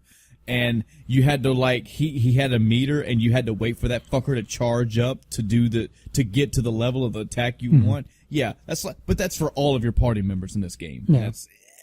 I can see I And get it's aggravated. every I hit. didn't mind it. So I was like, all right, I'll hit it. I hope I was at 100% because then I'll typically knock it down unless it's a boss. So I'll, swipe it again. And man, is the AI on the NPCs stupid. Oh, yeah. Oh, yeah. My NPCs literally, I have two party members at this point. I've progressed that far in the game. They're usually both dead. They die, and I'm like, shouldn't have been an idiot. I didn't die. Yep. I didn't take literally any damage. I have full health. They're dead. I'm like, all right, I guess you'll wait till the next time it auto refills because I'm not stopping for your. But, Dumbass. yeah. There, you can say it. Well, children can hear me right now, so. I was going to say, Chris, I do have the explicit content tab checked in these episodes. I got you. Yeah. But overall, I mean, I like the story. Like I said, it's an old school RPG story. It's, a classic, save the world type thing. I haven't progressed very far in it because I've only got, I think, 2.5 hours in. If I look at my stream recording, it says 4 hours and 17 minutes, but an hour and a half of that was on the phone with your mom doing tech support. So God bless you. So I really only got like 2.5 roughly hours into it. Yeah, more to come. Tell. I want you to tell my mom next time that your producer says you need to get off tech support and go play games because that is part of your podcast contract. I won't say what she said about you on the air. Oh, I don't doubt it. No, my mom loves me. Fuck y'all. She does. The games that I want to play, the games that I want them to do this to are numerous. I mean, right off the bat, I would love to see Final Fantasy VI remade. It's been remade several fucking times already. I think the latest edition was a Steam version that I don't fucking like at all. I could tell that from a mile away. I don't like the visuals. I like what they were going for, but the execution was horrible. But Final Fantasy Tactics could use this. Vagrant Story could use this.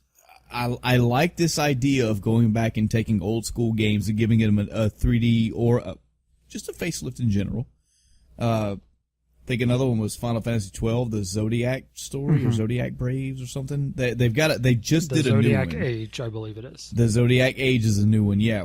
That's a fucking PlayStation 2 game, and they said, yeah, we're just gonna fucking upgrade the graphics again. We're just gonna give it a facelift. I love this idea. Square, keep doing this. As long as you do them right and do them justice, I'm all about it. I will get this Secret of Mana, and I will make my own judgment. But I love the original one a whole lot, so this should be up my alley. Is that it for your week, Chris? Yep. All right. I have seen Black Panther. I'm just fucking rolling into mine. My wife and I went and saw Black Panther opening night, which is no big deal. We live in a blessed age now to where we can just buy assigned seats, so we don't have to worry about getting there an hour early, fighting crowds, yada, yada, yada. We also didn't have the issue tonight of, hey, you guys, one of you are in my seat because these are numbered and you can't fucking count. The people that we were next to had picked their right seats, and we were in the right seats, so cool. I'm guessing you have not seen Black Panther, Chris? No, we were talking about doing it, but we haven't yet. Okay. So just for Chris's sake, I'm just going to throw out of a 5 rating. I give it a solid 4. It was not as good as it was not good as Civil War for me, because Civil War is my top right now. It's way up there. I really fucking like Civil War and Winter Soldier as well. But it was not not bad at all, and it was, it's say better than the Captain America's, maybe even like the first Thor. I enjoyed it. I had a good time with it. Had a lot of issues here and there with different continuity, not with the comics, with the actual other movies. I had some continuity issues with the movie in and of itself, but that aside, the action, the story, I'm gonna tell you right now, Chris, this movie is 80% King T'Challa. This is not Black Panther the movie. It's King T'Challa the movie, and you get to see Black Panther in it doing fights and doing cool shit here and there. I like that. I like that about this, because yes, Black Panther in his suit is fucking badass and cool. This is his story. You are watching a movie about him and his struggle. The motherfucker's a king.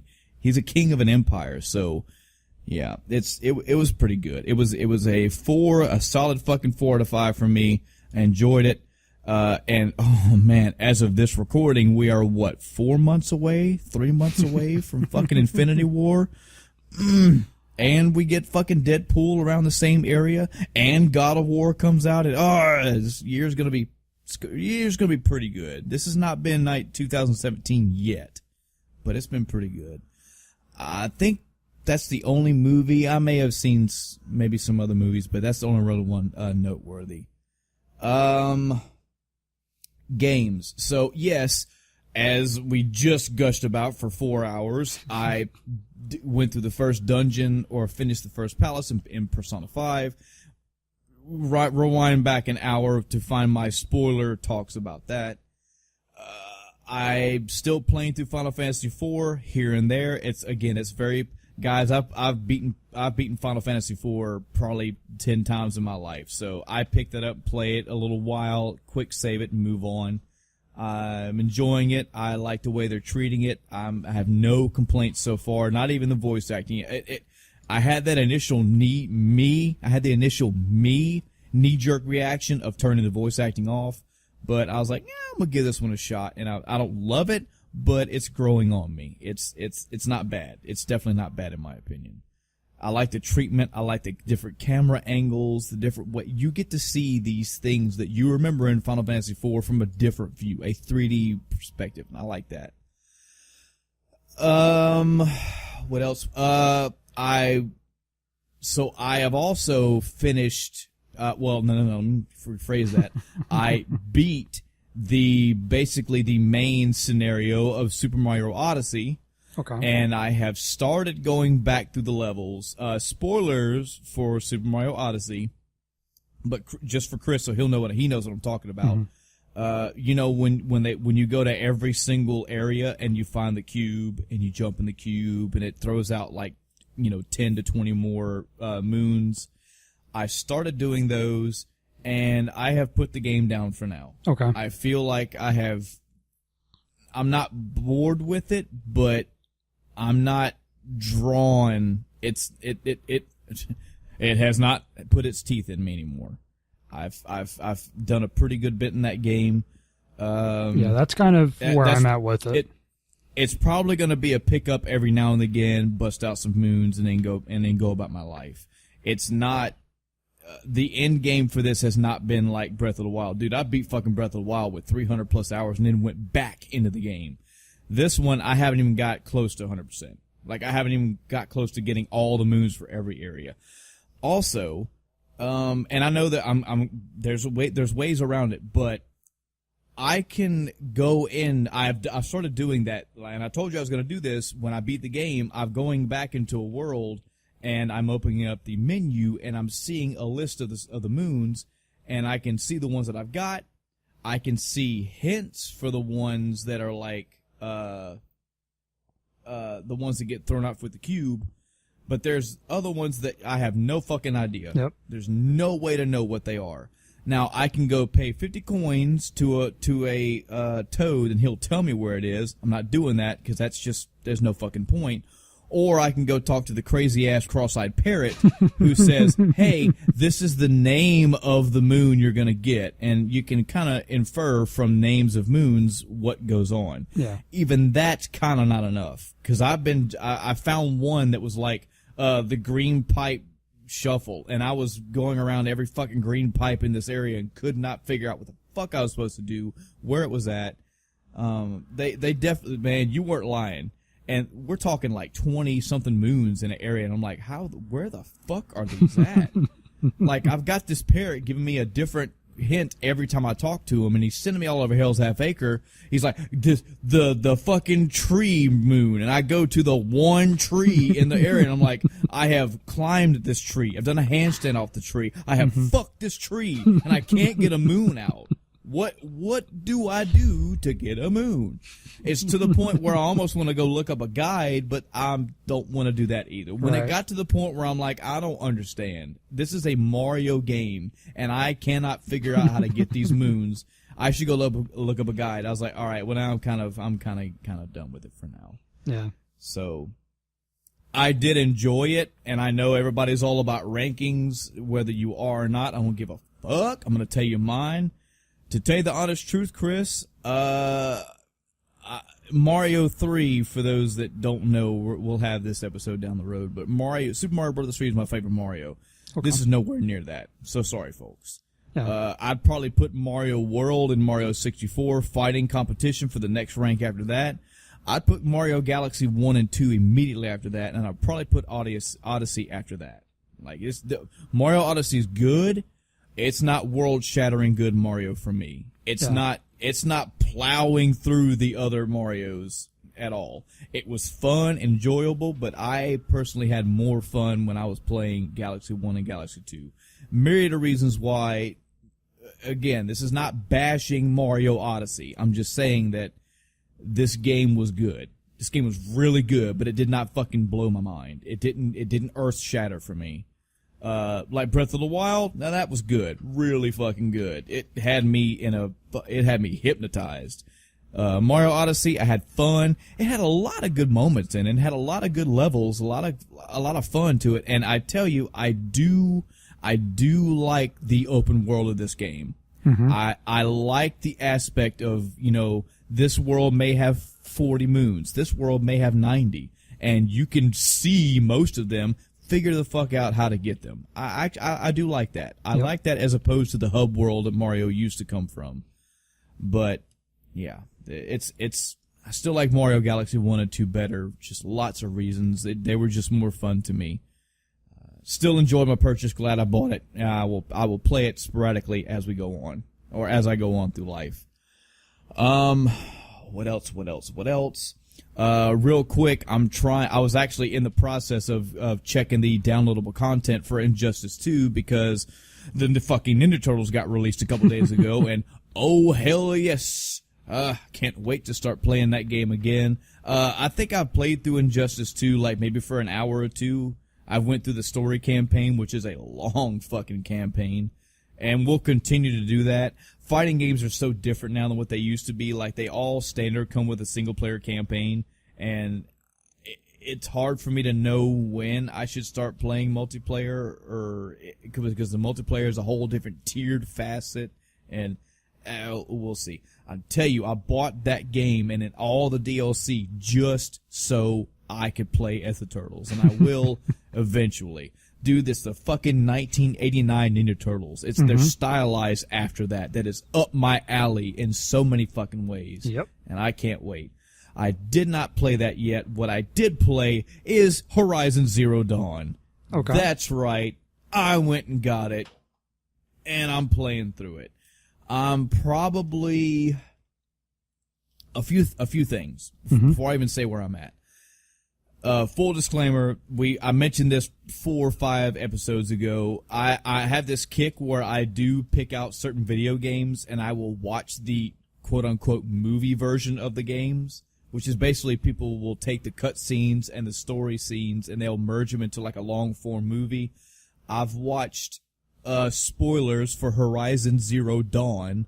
I have watched the movie version of that, I think up to the point to where she gets thrown off the cliff. Okay. Or pushed off. I forget. Yeah, She's fighting that early. dude. Yeah, very early. And like the dude beats the fuck out of her and he throws her off the cliff or kicks her or she falls or something. Combination, I think. Something like that. I am in the physical game. So I'm saying that because I basically fucking skipped through the story. Like I skip cutscenes. I know where this is. Yeah, she meets this dude and then she's just, it's the quickening and she has to be the only one and fucking the Highlander. I get it all. I'm just kidding. That was, but, so the combat for now, until I sync back up with where I've left off in the story in the movie, the combat's where it's at for me. And I enjoy it. There's a lot to do here, man. There's a fucking lot. Like, she was telling me from the get-go, like, yeah, I should be set up traps in this area. I'm like, how the fuck do I set up traps? Should I be doing that? Because I could just shoot this fucking weak spot, and I'm thinking, yeah, you could, but it'd probably be easier on you if you set up traps. I'll tell you this. I did almost no traps throughout the entire game. I also didn't use the sling and all that until, like, near the very end. The sling is awesome. Definitely use it. Okay, gotcha. The things that don't appeal to me in this game, or what didn't appeal to me when I was watching the movie, I'm not a big... this is another pullback conversation, but this is another video game where I'm fighting a fucking bipedal human person, and it's a human being through human trials, and the cool thing about it is there's really cool-looking mechanical animals out there. The story itself has been very, for me. It's not bad. It's not great either. I'm hoping that will pick up and progress. I think you mentioned this a couple times that later on the story gets way better. Yes. So we'll see. Hopefully it will. For right now, and again, until I'm at the point where like I'm in unknown territory and I don't know anything about the story or whatnot, it's mainly for the actual gameplay.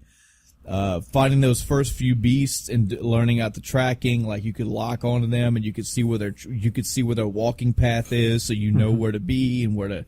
I get all that. There's a lot of stealth involved in this game, and then you shoot an arrow at them, and oh fuck, the combat is on. Holy shit! Like the basically the fucking saber-toothed tiger fucking thing you fight when you're quote unquote dad. I don't know what he is. Your adopted father is like adopted. Yeah.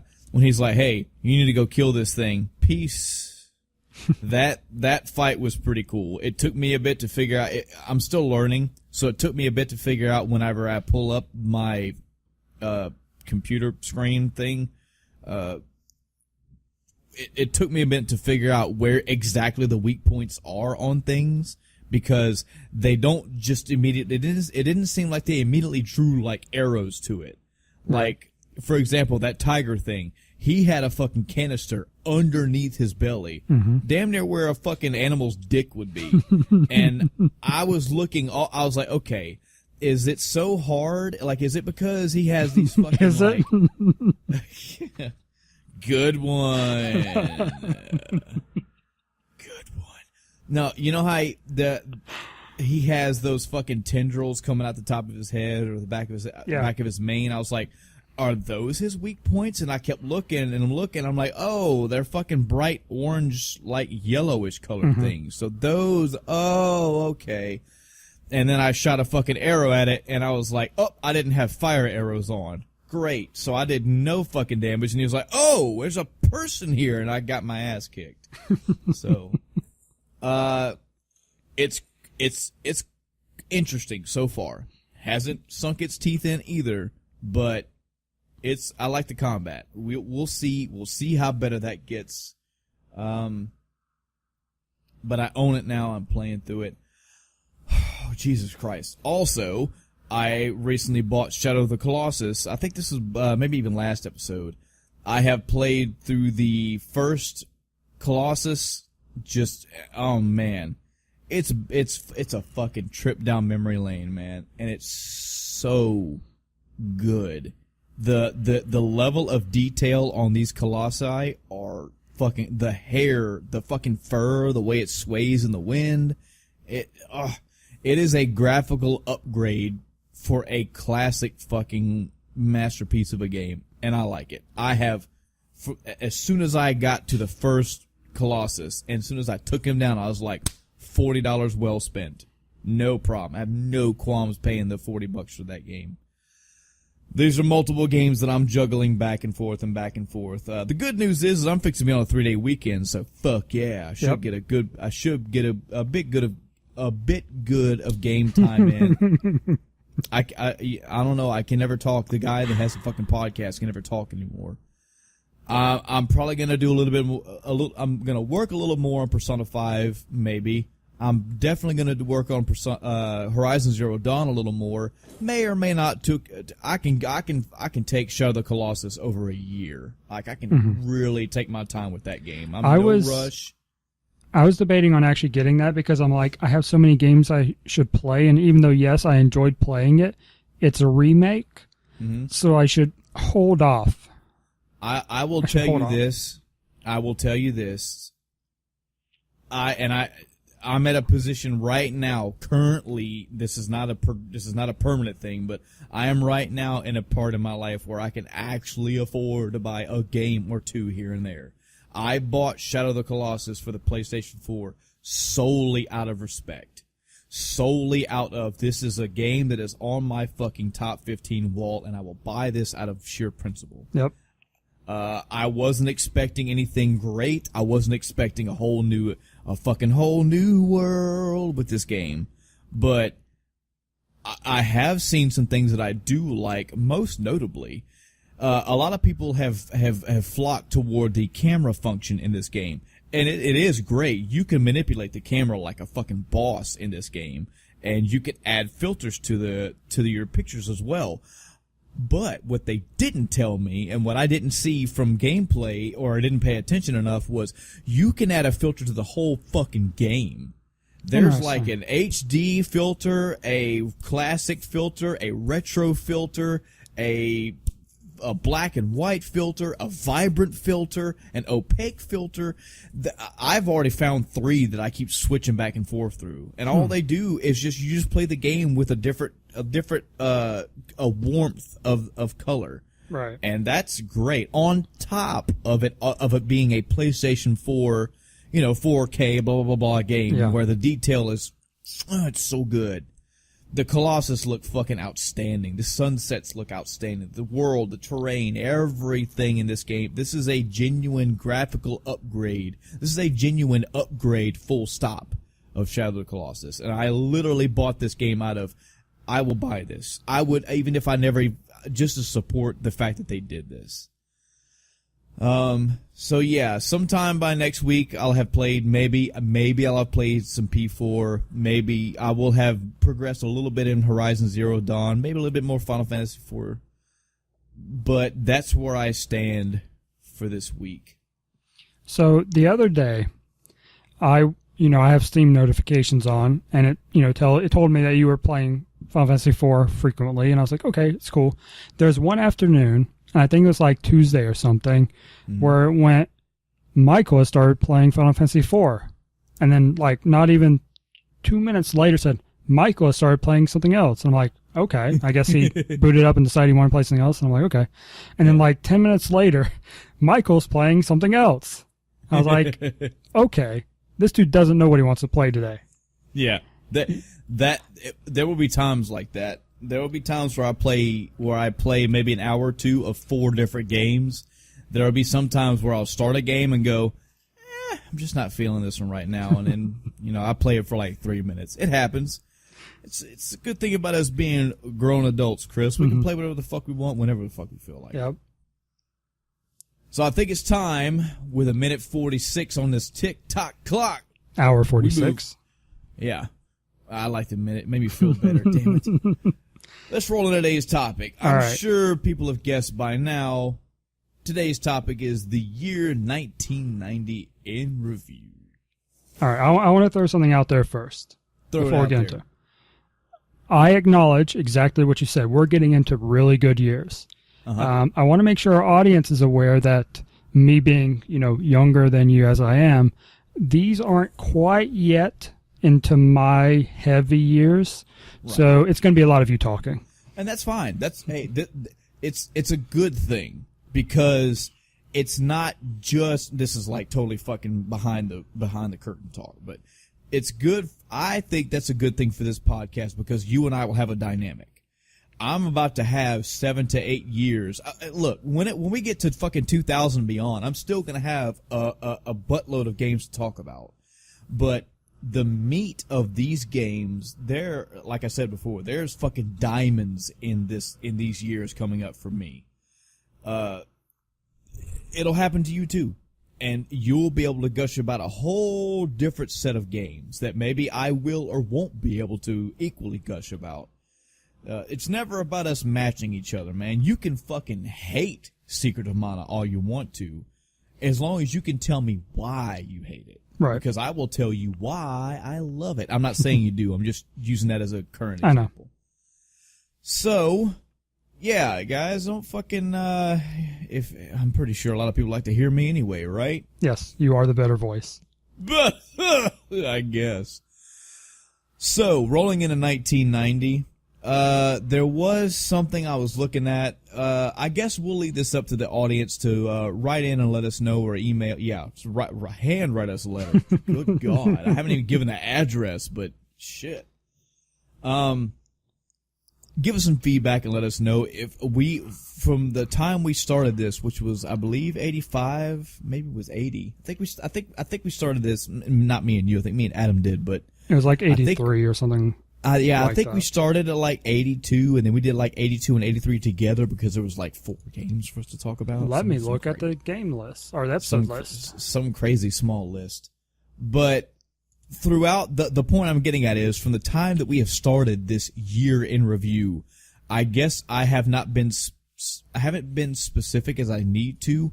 We are only talking about game releases. Now, what I want to put to you, the audience, guys and gals, is that if you would also like us to incorporate game as a whole, it could be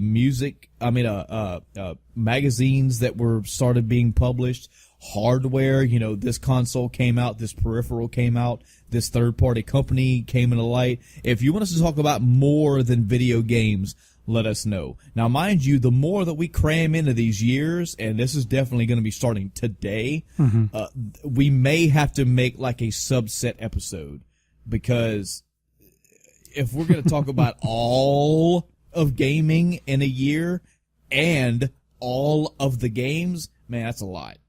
That's a lot. And what we're doing. Yeah, precisely. So, again, I will wait to hear the feedback from the audience. If we get a strong push for a yes, we'd love to just hear you guys rant about, everything in gaming that happened in a year. I will tender to Chris and we'll talk about it. We'll look at our schedule and whatnot, and we may have gaming as a whole year. I understand it's misleading for the topics to say gaming in 19 whatever or year in review, because it's really just games year in review. But that's what we do. This really us just shooting through video games of a specific year. All right. That being said, here we go. Video games of 1990. Oh boy. First off, right off the bat, ActRaiser. You can follow along with us. We basically just go through the fucking Wikipedia article and go in ABC order. ActRaiser. Chris, did you play ActRaiser? Nope. So this is a game for the Super Nintendo. Had two different styles of gameplay. Had a side-scrolling slash 'em up. I guess I want to say slash 'em up. It's you go through a level. There's some platforming. You slash enemies with your sword. You get health. Blah blah blah. You get some power ups. You fight a boss at the end. You clear that level. When you clear the level, it opens up a world. The game shifts to basically a strategy simulator, an overhead view God simulator, pretty much. You are basically a god type being that floats around, like you look like an angel almost, a cupid, so to speak. Overhead view, you go around a continent or a country, something like that, and there are people that worship you. They're calling out to you for help. We're flooding in this area. Can you bring some sunlight to dry it up? We have this area of our crops that has the plague or whatever, or some type of plant killing virus. Can you remove that so we can grow crops? Can you tell us where to build our roads? Can you tell us where to explore, etc., etc.? Very, very cool thing to happen for the Super Nintendo. The dynamic of having a side-scrolling slash 'em up to a god simulator, very cool dynamic. I enjoyed that thoroughly. I played through ActRaiser several times. Definitely worth a playthrough. Even to this day, I highly recommend it. It's kind of gets simplistic. I mean, I don't mean simplistic as in it's boring. I mean, you're probably going to find it easy playing it these days. If you played any type of real-time strategy, this is going to be fairly by the numbers for you. But I enjoyed it, had a good time with it. Do not like ActRaiser 2. We will talk about that when it comes out, but that we can't be talking about other years right now. We're on 1990. Moving down the list, Adventures of Lolo 2 and Lolo 3. I believe we talked about this on I believe it was 89 for review when Lolo 1 came out. This was more of the same game. It is also a top-down puzzle game, and you're basically in these rooms, and these rooms have scenarios, and you have to move blocks or find power-ups to have a specific amount of ammunition to shoot enemies, or push things to reveal things, or find secret passages. You basically have to conquer one level. When you've conquered the level, you get a set of stairs, you move up to the next level, and you got to conquer that room, and you move up, and next room. It's basically more of what you know from Lolo 1. Very fun game. I had yet to find an Adventure of Lolo game I did not like, because for me, it had the Mega Man syndrome. It was more of the same. They didn't go crazy balls to the wall, and they didn't completely change the formula. If you liked Lolo 1, and if you like puzzle-type games, definitely up your alley. I would go so far as to recommend this for, somebody that wants to have a different puzzle game. You have somebody that likes like Tetris or Dr. Mario or even like phone games. Adventures of Lolo is up there. It's got a lot of puzzle elements to it. Liked it, had a good time. I'm looking down the list. Never played Aliens. Sorry. Amazing Spider-Man. I don't think I ever played any Spider-Man game for the Nintendo, even the Super Nintendo. Keep in mind, Chris, if you see any of these games that you played, let me know. I'm waiting for the D's. Oh, good Lord. Okay. I don't think I see any more A's. I think that's it. And the B's, Back to the Future 2 and 3. Mm-hmm. Yeah, no, I never even beat the first one, so I wasn't even trying 2 or 3. Batman 1990 arcade game and the Batman Sega Genesis game. I don't know if these are the famous ones known for, like the Batman movie video game, but I haven't played the one. So. I believe the 1990 one is... No, that's not the one. No, nope. I pulled pictures up and said nope. I had looked at it and I thought... Okay, never mind. Yep. I don't think these are either of the ones that are considered, the good ones.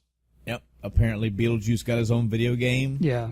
I might have played that at one point in my life, at the casino's daycare thing, but I don't remember if I did or not. I think I did.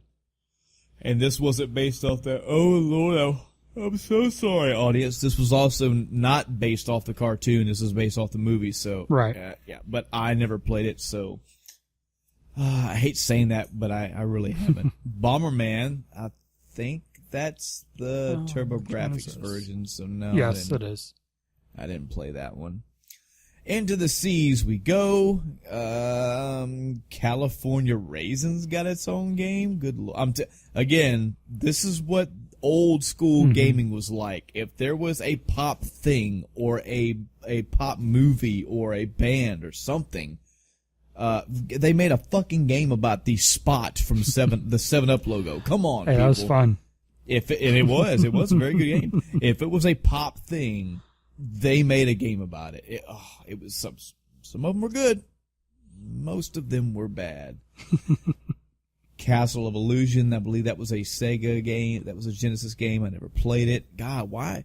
Man, I feel like I'm lying to my audience by talking about all these games that I've never fucking played. Chippendale's Rescue Rangers, I thought that already came out, but nope, I was wrong. All right, this is a Capcom game. This is something else Capcom was known for back in the day. They would take known Disney properties, mainly known Disney movie property or TV show properties, well, and movies too, and make games about them. So yes, Chippendale Rescue Rangers got a video game. It was actually very good, side-scrolling, shoot 'em up action a little bit. You would pick up these little wooden crates and throw them at enemies. A lot of platforming, not really puzzle, but just mainly platforming, and I'm all about platformer games. Bosses at the end of levels. I like the level designs in these games, not only the actual platforming itself, but the themes of the levels. Good little platformer game. Capcom was knocking these out back in the day. I mean, this was it was Darkwing Duck, Chippendales. It's just, they kept going. So, pretty good. Cliffhanger, nope. Again, a movie, but no, I never played it. Another movie video game. Creatures Cross, Chrysalis. Oh yeah. Oh yeah. I wish we had Jughead on for this episode. This would be good. So, Chrysalis was a RPG top-down, action-y, kind of like Secret of Mana. If I'm remembering this right, you had enemies that were on the screen, and you would use attacks to, in time, do damage to them. This is also for the NES system, by the way, so this was kind of new. For me, this was new when it came out. I need to do this game justice and play it sometime, in my recent years, in these years, because I haven't played this game since ever. Probably when I was like 10, 11 years old. I couldn't tell you the story. I just remember enemies. I remember locales being very interesting, and I remember the fact of, real-time action on the screen. The biggest memory I have for this game comes from our cousin, who I have named Jughead because his dad always called us Jughead. Mm-hmm. So, one of the things that Chris and I and Jughead were all known for was we all liked to play games and play games together. We would watch each other play games. If Jughead was over at like my grandmother's house and I got to go visit as well, I just let him play whatever the fuck he wanted to play, and I would just watch. I would want to play, but it was whether he would let me play or not. To the point of he could be playing a fucking RPG and I wouldn't care. I wasn't playing games. It was him playing. So he had the TV, he had the games. I was not playing a game, but I was having a great time because he was playing. I got to watch him. So there was a night, it's bad. I specifically remember eating raspberry Jolly Ranchers, like, by the bag full, like making myself sick. I was eating so much of them. We're at my grandmother's place, me and Jughead both. He has his Nintendo library of games, like always, because he's older and has money and has games. I was younger and poor and had none. And it's late at night. We're talking like 1, 2 o'clock in the morning. And he's up playing this game for the NES. He's playing Chrysalis. And I wanted to play. I wouldn't even know where to begin to fucking play this game. I barely know what the fuck I was doing, but I didn't care. If he was playing that game, I wanted to play because I wanted to be cool like him. And I kept asking him, like, man, let me play Chrysalis with you. No. Let me play Chrysalis with you. Fuck you. Nobody loves you. Oh, man. He was always very mean, very, very abusive to me. No, I'm just kidding. He totally was. He was cool shit. But I kept bugging him to want to play this game. So out of nowhere, he's like, I tell you what you can do. I want you to play for me. But you're going to do this thing, and it's very easy to do. All you're going to do is hold these buttons down, and you're going to run around. And you're going to see enemies fly into you, and you're not going to take any damage, and you're going to kill the enemies for me. In a very kid-like manner. It's like, sure, you can play for me. Just hold the controller while it's not plugged up to the fucking Nintendo. Like that mentality of, you're going to play this way. And I was like, sure, cool. I get to play your game on your file. Like, that was some sacred shit, man. Yeah. Like, you don't play somebody else's file. You remember when, like, you would let some people borrow your games as a kid? You were like, don't play on my file. Like, you do your own file. So I'm playing, and I'm basically just fucking running around, and I'm doing something. I'm not attacking at all. Enemies are running into me and dying, and it's cool. And hours of this went by, and I'm like, fuck yeah, I'm playing. Come to find out, and forgive me for the specific details. I've never looked up the actual, like, code or whatever, but he was basically making him power level him. There was basically a magic spell or something of some degree where all I had to do was hold these fucking buttons down. It was an invincibility shield, and enemies that ran into me would die, and he would just get XP. So he was doing whatever the fuck, like reading a magazine or sleeping, and I'm like, yeah, I'm playing, but I really wasn't doing anything but running around and getting and boosting his fucking XP. What a shitbag, you know? What a dirtbag. But I didn't care. I was a kid, and I was playing my older cousin's fucking video game on his file. I was responsible for what happened to his character. Fuck yeah, I was having a good time. Oh, how naive I was. But anyway, back in the NES day, Chrysalis, overhead action RPG, cool game. I will play it at some point. I say that. It's added to the fucking 726 other games on my backlog. But I genuinely would love to play this game to see the early aspirations of, hey, enemies are on the field, attack them. I like that. I like that idea. Now, we are into the D's. I am looking don't see many right off the bat. I see some. There's a Dick Tracy game again. There's a fucking movie that got a video game. Die Hard, a movie that got a video game. Dirty Harry got a video game. I'm telling you guys, they just fucking shot these out. I do see Double Dragon 3, the Rosetta Stone. Mm-hmm. Double Dragon 3 is fucking difficult. I don't remember. I think this got down to one. This was one of the games that came up for rent at our local corner store. I don't know if I want to say the name of it or not. That'd be too specific. Yeah. But Chris knows the one I'm talking about. There was a little corner store in Walmart. It started with a C. That store used to rent Nintendo games. It was where I got to fucking finally play Terminator 2 and all kind of games. Mega Man 5 I rented from that place. They got Double Dragon 3 in at some point. I was like, oh fuck yeah, Double Dragon 2 is up on a mountain for me. So hell yeah, I want to play Double Dragon 3. And I could not get past the first area to save my life. It was fucking Ninja Gaiden levels of difficulty, and I was like, yeah, fuck this. So I have played it. I was no good at it back in the day. I've never picked it back up to try to get better at it. I have solidified myself in the fact that Double Dragon 2 for me is the greatest Double Dragon I've ever played. Mind you, I haven't played Double Dragon Neon, so there's that. But I love Double Dragon 2, and the fact that I've barely played Double Dragon 1 and I don't like Double Dragon 3, I'm good. I'm good on the Double Dragon front. Dr. Mario. Please, Chris, shut me up for a minute. So I think I actually played this as a, let's see, it was combined with Tetris. Mm-hmm. That's the Super on Nintendo. The Super Nintendo, yeah. Tetris but and Dr. Mario. It's just a remake of it, yeah. And it's been in a couple other things, but it's a Tetris-like game, but instead of the normal Tetris blocks, you have these pills you have to match to get rid of the viruses that are on the screen. And it's the whole color matching system, whatnot. So it was a fun little game. Yeah.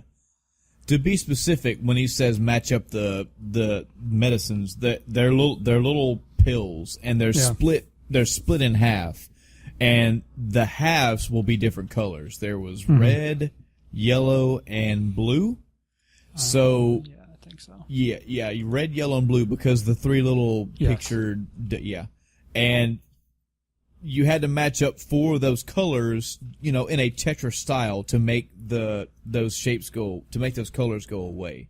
And, you get a fucking red and yellow pill, you get a blue pill, you get a blue and red pill, etc., etc., etc. So it has a different spin on, back in the day, mind you, was a new spin on the Tetris, style gameplay. I love Dr. Mario, and specifically that game, which we're not talking about yet, the Tetris and Dr. Mario, bro, I think I've played that more than I've ever played Tetris or Dr. Mario by themselves. It's just an upgraded graphics version of those two games, and I loved. I'm gonna shut up after this, I promise. I loved how with Tetris and Dr. Mario, how it was me and you could play, but if I could play Tetris and you could play Dr. Mario, and then when I would beat level 1, it would switch to Dr. Mario. I love that. Like, I love you could play the different games and they would flip flop back and forth. But anyway, that's it for that. Dragon Quest IV. Unfortunately, I've only played Dragon Quest 1 and 2.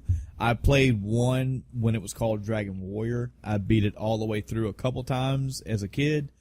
I played maybe a third of the way through number 2, and I don't think it was a lost interest. I think it was either one, I was in a situation where I had borrowed it from somebody and they needed it back, or I got sucked up playing another game and it just got lost to the wind. I've never played 3 and I've never played 4, but this series is not unknown. I mean, this is an Enix series right here, and what are they up to now? The 9th Dragon Quest by now? Further, I think. Yeah. This from what I'm gathering from old school RPG series, the top 3 is you've got Final Fantasy, and you've got Dragon Quest, and you've got the Shin Megami Tensei. That's like the top 3. Dragon Quest is one of them. They've had several sequels.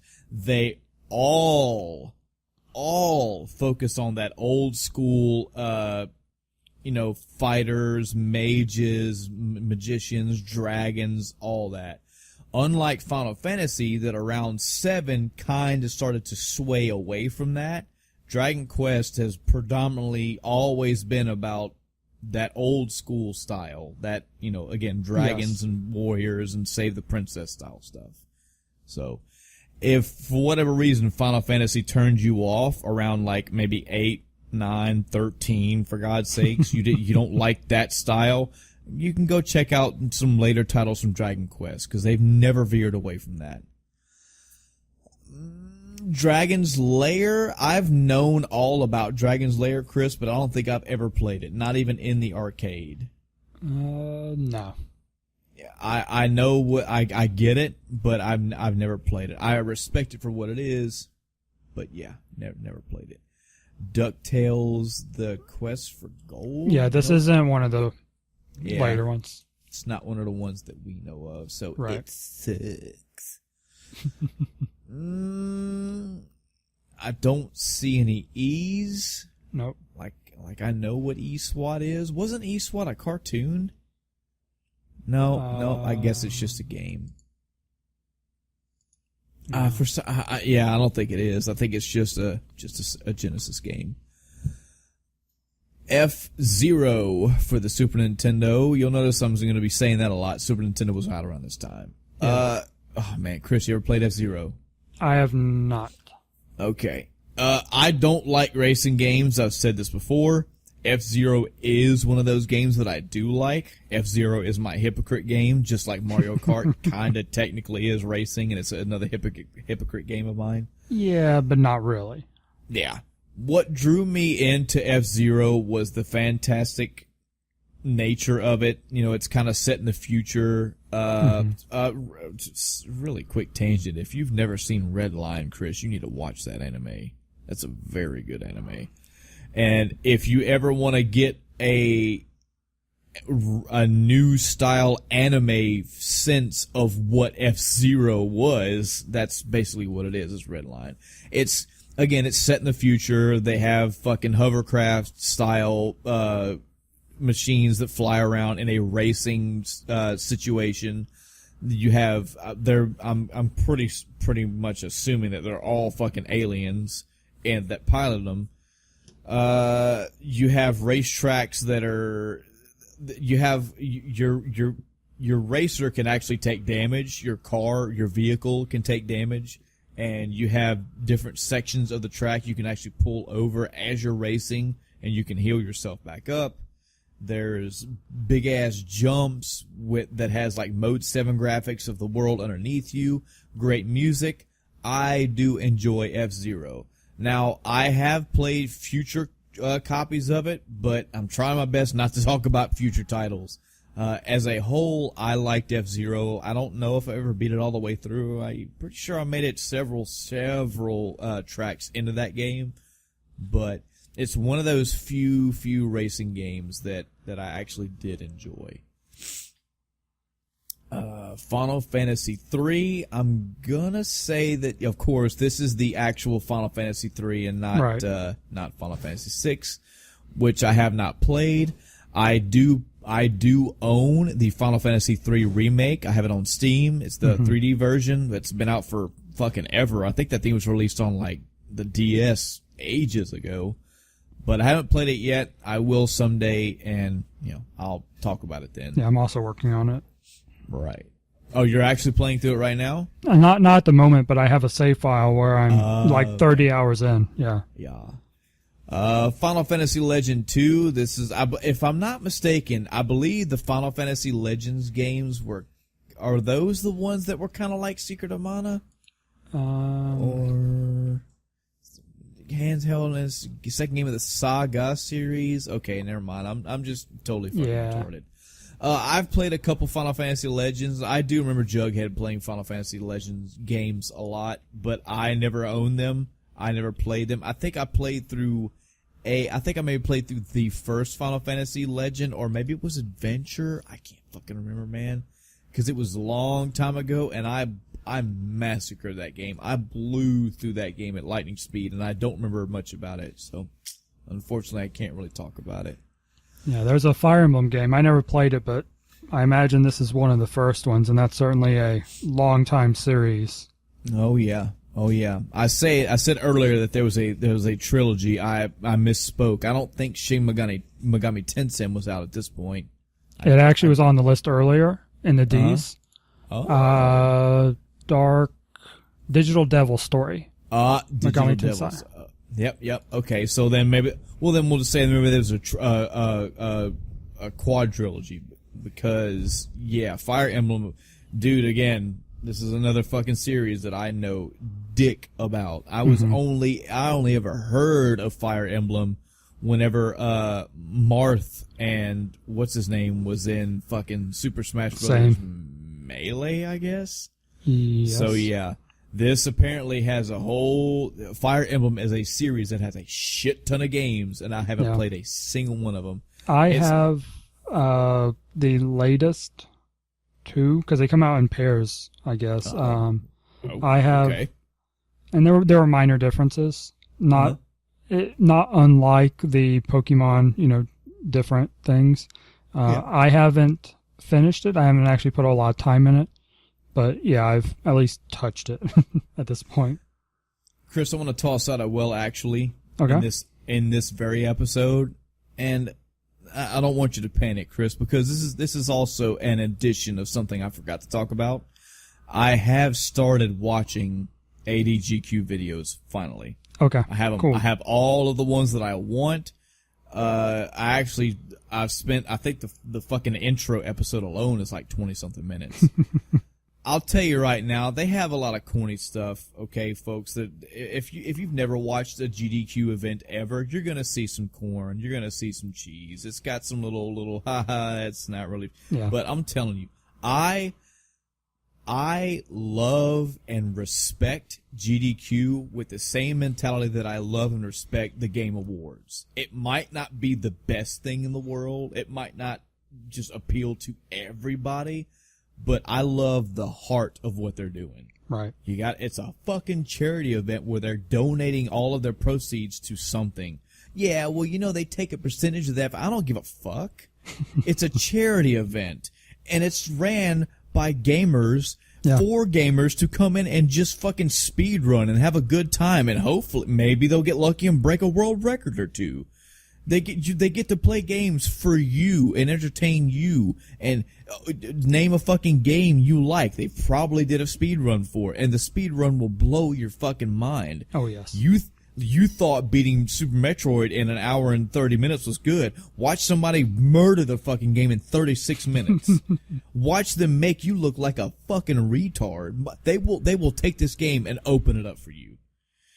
So yeah, I love GDQ. I respect GDQ, and like I said, I'm in the process of watching it now. So I wanted to go ahead and preemptively add that in before next episode comes out. All right. Moving on through the list of 1990, we are still in the Fs, and there's a football champ and football manager, but I don't watch them and don't play them, so nope. I don't know. Into the G's we go. I didn't mean to rhyme, but I do it all the time. God damn, I'm not doing this on purpose. I don't own a porpoise. Okay, I'm gonna stop. I was waiting to see where you're going with that. We have Gauntlet. There's the third encounter. The early style Gauntlets, I don't know, man. I played Gauntlet like 1, and I think I maybe have played Gauntlet 2, but after that was on Atari. Right. I didn't play a Gauntlet until Gauntlet like Legacy or whichever the 3D arcade version was. So right. Not a lot I could talk about on that avenue. Golden Axe Warrior. I mean, I know me and you play some Golden Axes, but I don't I don't think this is the one that we played. No. Oh, That was on Sega, actually. yeah, it was. We have, and again, I'm not saying that we played all these. It's just funny mentioning these names, like Gremlins 2, The New Batch, the video game. Again, a movie got made into a game. I've heard the name Gunak, but I've never played it. And the H's are just done for me. The Hunt for Red October got a video game. Wow. Yeah, I'm telling you, man. The Eyes as well. Okay, well, maybe I'm just a fucking liar then. Maybe 1990 wasn't the first. Maybe it was 2. I can tell you now, 3 is definitely up there, but we're not in 1993 right now. We're in 1990, and I'm trying my best to pick some out that I know I've played. King's Quest. I've only just started getting into King's Quest, and it's only because there is a remade version of King's Quest that's being released in seasons, like chapters, so to speak. I've watched, I believe it was Game Grumps. I watched them play the first season, and it's interesting. But I personally have never played a single King's Quest. I wish I could tell you about it. And with that being said, the K's are done for me too. Holy shit! I'm getting nervous, Chris. But oh no, Little Nemo the Dream Master comes in and saves the day. Chris, have you ever played this game? No, and it's not about a fish. No, it's not.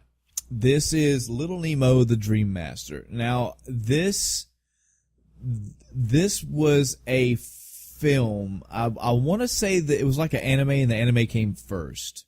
Yes. I'm it's pretty based sure I on got that a right. animated film, so I guess it's a movie. Right. So it's not just American movies that are getting these movie to game releases. There's fucking anime, cartoon style ones in a whole other country that are getting this treatment. This was also developed by Capcom, so it falls right into that, taking something that's a cartoony and cool and making it into a video game. And if it was done by Capcom, tended to be pretty good.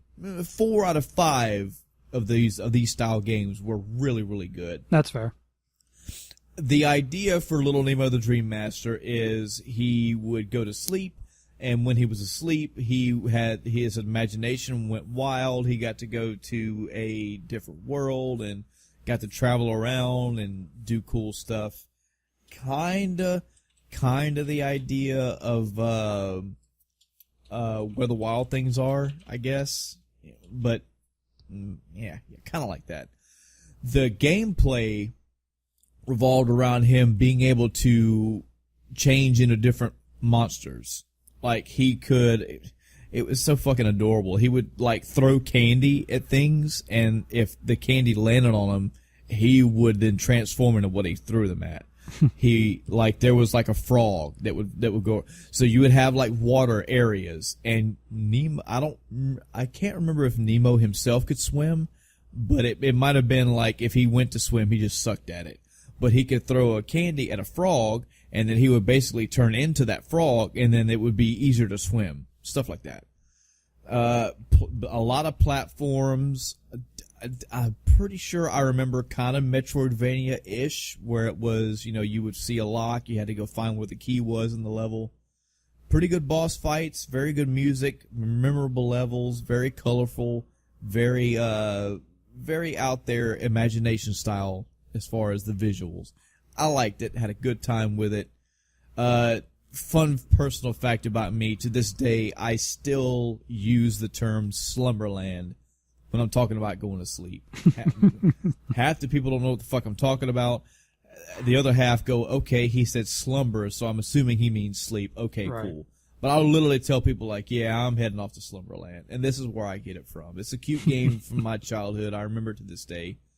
And yeah. Lost Souls. Okay, that's not a... Calm down, me. That's not a Dark Souls reference at all. So don't get excited. Okay, Low G Man. The Low Gravity Man. I'm going to go on a limb and say you've never played this game. No. Okay, this is a platforming... good Lord, I want to say it's a platforming shoot 'em up. But the kick to this game is he can jump really high. Like this is basically Moon Jump the game. I've only ever got to play this like at other people's houses. I want to say I got to play it with Jughead once or twice, maybe. But this definitely has it puts a spin on the platforming aspect of the game. I remember there being something about either he has something attached to his feet or he himself can just jump really high, one of the two. The title's Low Gravity Man, so I wish I could say more about it. I just remember it being a cool idea. And if 10, 11-year-old me says, man, this is a cool spin on platforming, it was worth checking out. I don't know why my nose is stopped up. I'm sorry if I keep sneezing or breathing into the mic, and I'm not sick, but I sound like I am. It's crazy. Moving to the M's. I'm already running down the M's, man. I'm not seeing much.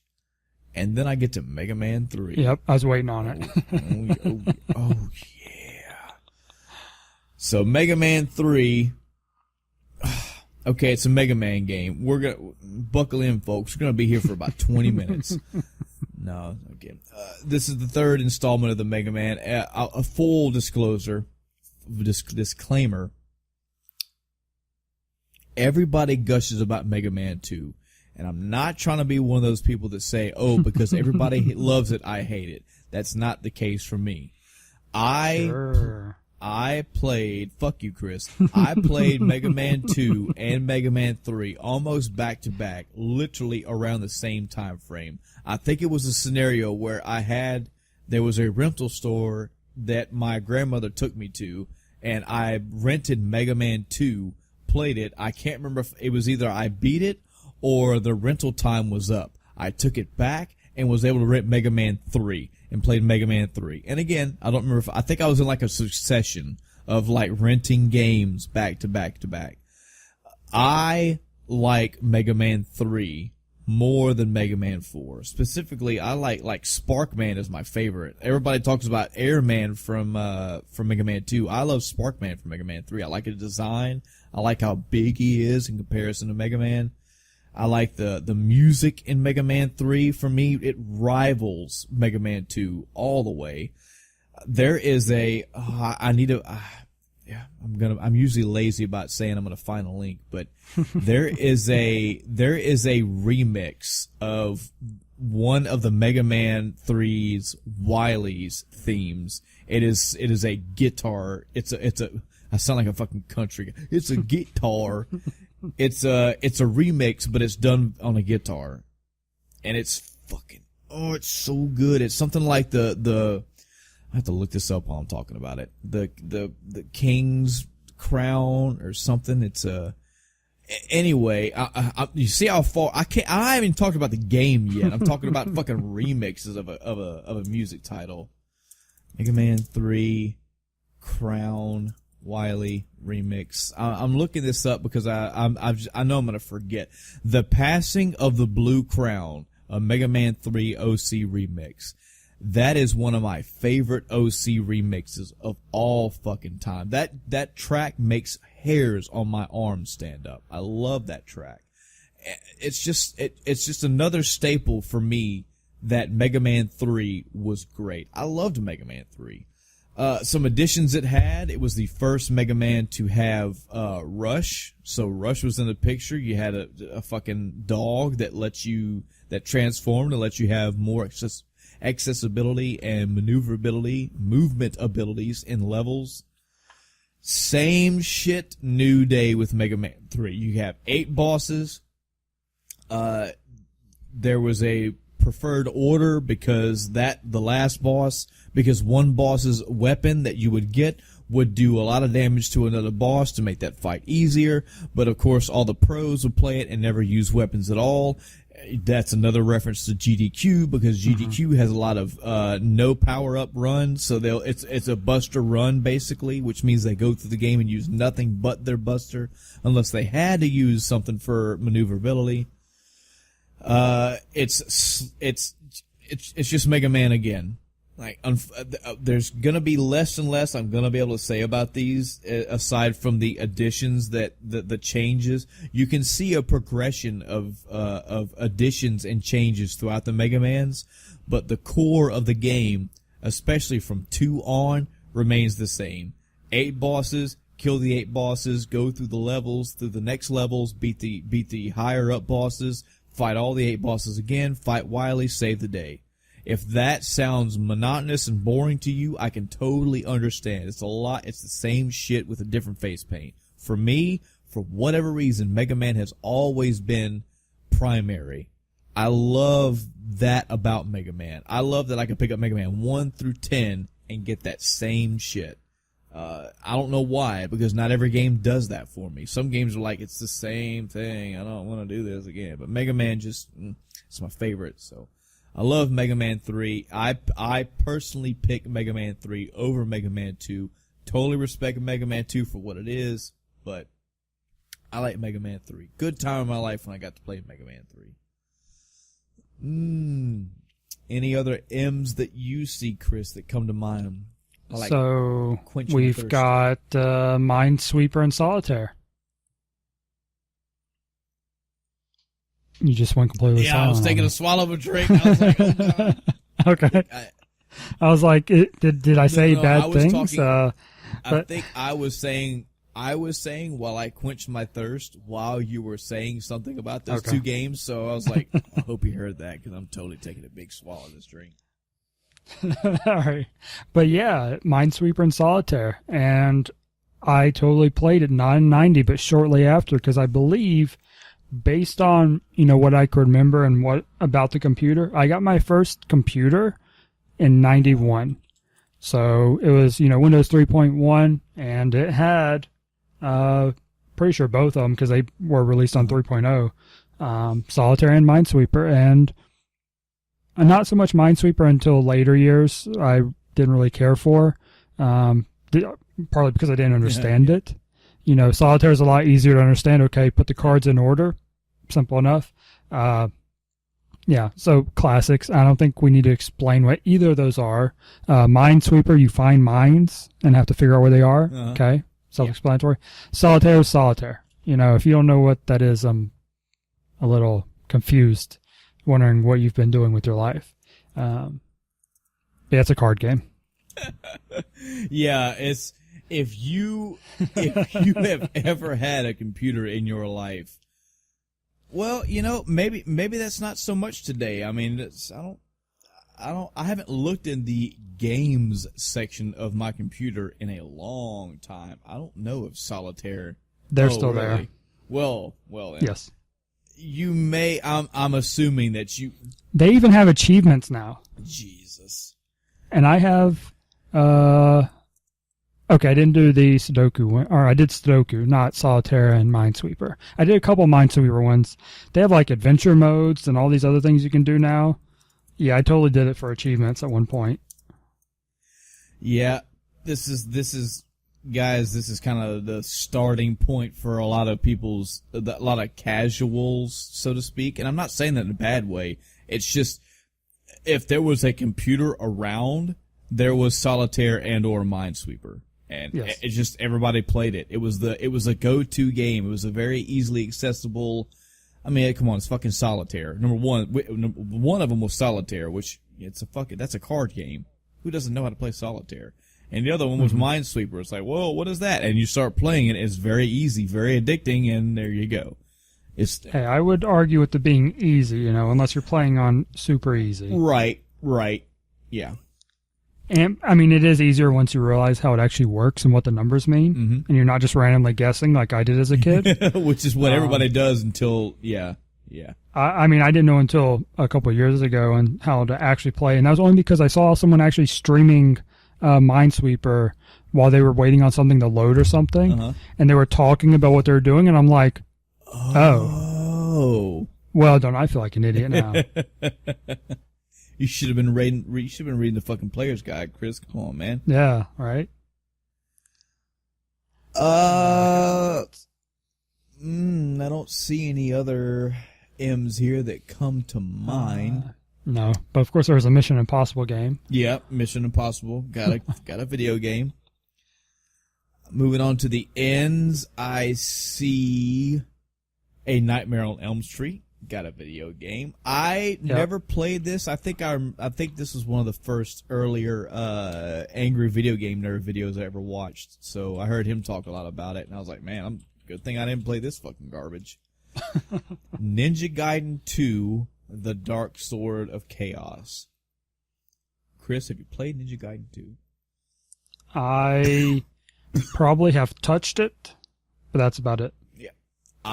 This is another Jughead game that I remember. And this was also an inspiration for me, from Jughead, for making video game movies. There was a time in my life where I would take a VCR and I would record sections of video games and make them into movies. One that what comes a nerd. I know, right? One that comes to mind because it was super fucking easy to do was the original Metal Gear Solid. Metal Gear Solid was one of the first games that I can recall that had a mode in it to where when you beat the game, they gave you a mode, basically an option to say, hey, do you want to just watch all the story scenes in a row? You click yes, and for 3.5 hours, the game just goes. It just plays every fucking movie and cutscene back to back to back to back. And I did that. I made a Final Fantasy VII movie. I made a Metal Gear Solid movie. I made a couple other games. Those two come to mind. The idea for this came from Jughead and Ninja Gaiden 2. For those that don't know, Ninja Gaiden is a side-scrolling slasher-style game, action game. You go left to right, you kill enemies, or right to left. You get magical type power ups. You get shurikens you can throw. You get scrolls that give you let you shoot like fire rings of fire at people. Very good game. Very fucking challenging. This is up in the levels of Contra where it's known for being extremely difficult. Has some cool effects in Ninja Gaiden 2. I don't know if they were in 1, but I know in 2 they had a snow level to where there was snow that was falling. It was like a blizzard, and the snow was actually pushing you in a direction at certain times, certain intervals, so to speak. So very cool level design. Another staple of Ninja Gaiden games where in between levels there would be little cutscenes. Now, these cutscenes were very fucking cool because this was an 8-bit console. And they were using sprite-based imagery, via moving different sprites at different times to make it a 3D sort of look. It gave it gave depth of field to these cutscenes. For an NES game, really, it was revolutionary in my eyes. And I remember Jughead having a VHS tape that was basically Ninja Gaiden 2, the game. I may be misspeaking for him. He may have had all three, because there was Ninja Gaiden 1, 2, and 3. I don't know. But I do remember both watching him play Ninja Gaiden 2. I remember playing Ninja Gaiden 2 at his place and being like, this game's fucking hard. And I remember him having a tape and basically watching Ninja Gaiden 2, the movie. Couldn't tell you a thing about it to this day because I was a kid and I completely forgot all the shit about it, but that was a cool thing that I'd never seen up to that point was cutscenes in a Nintendo game where it basically played out a movie, a story. So fond memories for me. Fond memories. Nintendo World Championships. This is a big to do in AVGN as well. I never even heard of this before of an actual championship where people came to compete in Nintendo games. I knew about the Wizard and I knew about Mario 3 being announced through that movie, but I never knew. Apparently it was up in Nintendo Powers and I just never read them, or I just completely glazed over this fact. But yeah, there were tournaments where people would come play Nintendo games and get scores and compete, and there was a championship. So cool. Moving into the P's because I don't see any O's. I think the thing is, Chris, I think the Famicom came out in 1990. I don't think Super Nintendo officially came out to the 1981. That might be the issue. I don't want to research it right now because I'm too damn lazy. But as I go down the list, Chris, there's another Phantasy Star. I see Phantasy Star 3 Generations of Doom. Sadly, I think Phantasy Star was about the only RPG series worth a damn. That's a Sega Genesis, but was it Sega CD? Because the cover looks very familiar, but no, the one I talked about before was a disc. I think. Am I wrong? I think Phantasy Star 3 was only Mega Drive and Genesis. Pretty sure. Maybe I was wrong about what system it was on. Well, I mean, they kept going, so who knows? Maybe it was 4. Maybe it's just the box art looks very, very familiar. Yeah, that's all. It does to me too, but I've never played one. That's crazy. That'd be one that Andy had. Maybe. But the only thing that I can really say about Phantasy Star was that was basically the only RPG home for the Sega Genesis. There just weren't a lot. I'll say this: if there were other RPGs on the Sega Genesis, they just weren't well known. I mean, there's lots of RPG series on the Super Nintendo, but Genesis just didn't have that many. Yeah. And I never played any of the Phantasy Stars except for Phantasy Star Online. This is not Phantasy Star Online, so I shall move on. Pilot Wings. This was a launch title for Super Nintendo, I believe. I have never played a Pilot Wings. I've never played Pilot Wings. Never played Pilot Wings 64. I never played any of their remakes for later consoles. This is not a slight against the titles because apparently they are very fun, and I don't doubt that they're fun because it is a Nintendo property. But I never played them. All I can do is respect them from a distance. I've heard lots of good stories about the fun in the games, but I've just never played them. Pit Fighter. I want to say this is one that Andy had. I seem to remember Pit Fighter, but I rarely played it. I think I was kind of censored. That's Atari. I'm pretty. No, it had other stuff. Yeah. I'm pretty Sega as well, so maybe. Yeah. But I think either I was censored away from playing this because it was a violent kind of game, but I distinctly remember Andy having this one because I remember the name Pit Fighter. Popeye got a video game. Predator 2, the movie, got a video game. Puzzled Cues. I'm all the way in the R's, Chris's. I'm all the way into the R's, Chris. Apparently there's 2 of you.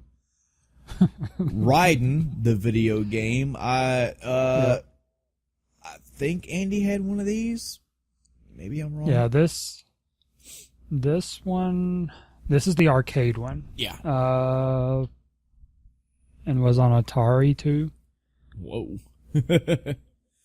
Raiden is a shoot 'em up series. Usually they were classified in 2 ways, either a side-scrolling shoot 'em up or a vertical shoot 'em up. Definitely remember. I think he may have had like a PlayStation version of Raiden. Or, I think so. Yeah. It was either that or was it had to be either a Genesis version or a PlayStation version. I want to say it was a PlayStation version. Yes. PlayStation. I've played Raiden on other platforms. I mean, it's predominantly was an arcade game, and initially was an arcade game. Let me double check that before I get corrected. No, that is. I was looking at the thing. That's why I said it was. Gotcha. Okay. Arcade. But I remember, and they've had several trilogies. Several iterations in the series. I mean, I think Raiden's up to the Raiden 27 by now. Who knows? It's pretty ridiculous. Right. The thing that initially attracted to me to Raiden, well, of course, the graphics. I love graphics in shoot 'em ups, especially from the 16-bit era on up. But the different power ups that you get in shmups is always attracted to me as well. In Gradius, you get different options. The options are actually little pellets shaped things that float around your vehicle or your spaceship, and they can actually have different properties. Like they will shoot ripples out instead of bullets, or they'll shoot missiles out, or they'll shoot behind them and in front of them, stuff like that. And a game that me and Chris know well, Biohazard Battle, you had different power-ups that gave your one option that always floated around you. It could shoot out basically in 8 directions. You had one that shot out these rings. You had one that, I know, damn it, shot out a heat-seeking laser, which was pretty cool. The thing that I remember from Raiden, what made me go, oh, fuck yeah, was there was also a heat-seeking laser in Raiden, but this one would lock on to an enemy, and it was basically like a whip. You would shoot this thing out, and it would go in a straight line in front of you. It also had different levels. So if you had it initially, it was a little thin laser. If you upgraded it, it got a little wider. And you upgraded it again, and it got a little wider. It would get to a point where it was almost the same width, if not wider than your ship. And so if you shot this laser out, it would go all the way vertically across the screen. The minute that an enemy shows up on the screen, it would zip over and it would start shooting. It would attach to the enemy. But it would also attach to other enemies around it if it could, geometrically speaking. So it could attach to, it would basically make like loops like a silly straw. It would basically look like that, but it would be attacking like 6-7 enemies at one time, and also more if it was wider. I love that power up. I remember that of any of those power ups in Raiden to this day. And it's a shmup. I have a soft spot in my heart for shmups. I love them. I love the graphics. I love the music. I love the difficulty. Believe it or not, so Raiden is also up there. It's one of my earliest known vertical shooters, vertical shmups. Yeah. I don't see any other R's unless you do, Chris. No. Moving into the S's, Secret of Monkey Island. That is that's an actual adventure game. It's like a point and click adventure game. Yeah, point and click. It's for being a Tim Schafer game. I have never played Monkey Island. I know, I'm getting more shit thrown at my head now, but I respect it for what it is. I just unfortunately have never played it. I'm making sounds with my mouth as I slowly sink into my, come on, man, you ain't got no games, bro. I mean, not until we get to Super Mario World. Yep. Skater Die 2 I've played a few times because I love Skater Die, but I played Skater Die way, way more than I ever played the second one. Snake's Revenge, there's a title in the Metal Gear Solid series, or the Metal Gear series, sorry. Never played it though. I've heard bad things about it. Sonic Blast, man, I've always wanted to play that game, but I always wanted to play, I believe it was the Super Nintendo version. This is an arcade thing, so no, I never played it. Looks like both. You know, if they do like a drinking game for every time that we say we've never played it, good God. Wow. Oh, here's one. Here's a pretty good one. Star Tropics. Chris? No. Gotcha. This also is a Jughead related game. I remember him playing Star Tropics. This was a Nintendo game, top down adventure RPG action as well. You had different weapons you would use. I don't want to go into them for fear I'm going to get them wrong. I think there was a yo-yo. I think there was a boomerang. I think there was a baseball bat. But I could totally be mixing it up with Goonies 2, so I don't want to say the wrong thing. I have never played it myself. I've always wanted to. This is another one of those games that my older cousin had, and I watched him play, and I wanted to play it, but never got to. And by the time in my life where it became available for me to play it, I had kind of moved on from the NES era, so this one got lost to the history books for me. I have memories, just unfortunately none of me playing it. Strider 2, sequel to the first Strider game. This doesn't even look like the same game. Good God, it doesn't look like Strider game at all. I haven't played that one. I have a Strider 2 for Steam. I believe it's Strider 2. Let me double check. Nope, it's just Strider. Okay, well, it's a 3D remake of the first Strider, so I can't talk about Strider 2 at all. Super Mario World. Well, please take it away, Chris. Oh boy. So I know Super I'm Mario giving you World, the tough ones, ain't I? yeah, it's a Mario game. All right. So Super Mario World was the first one to have Yoshi. For those that don't know what Mario is, it's a side-scrolling platforming game. Just in case you were wondering, live under a rock. Yeah, this was the first one to have Yoshi. This was this was the first one on SNES? Yeah. Yeah. I was trying to actually look up and see if it was released with it, but I don't see anything that says that. Yeah, it was a launch title. It was a pack. It was a launch title, but was it released, actually like bundled is what I meant. Yeah, it was a bundling title. Okay. Yeah, it's also the best-selling game on SNES. Mm-hmm. I don't doubt it. Let's see. What else is different about World? I don't know. Is this the one we said had the first overworld map, or was that a different one? That was Mario 3. That was 3. Yeah. Mm-hmm. Okay.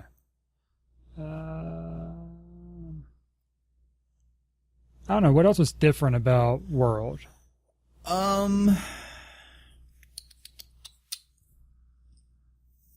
We're not doing it justice by trying to think of what was different.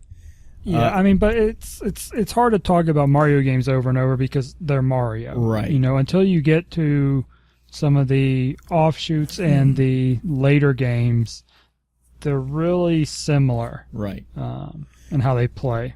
This was a Super Nintendo game. So the last Mario game that you had was, aside from the Game Boy games, you had Mario 3, which was an upgrade from 2 as far as graphics, music, which was an upgrade from 1, etc., etc. This was a console generation leap. This was Nintendo showing off 16-bit graphics, showing off their new sound card, which meant better music. So you had better graphics, better music. It had a whole new character, a whole new style of playing with a character because you had Yoshi who you could jump on the back of, gave you faster speed, more mobility. You had new power-ups like a feather that would let you fly with a cape.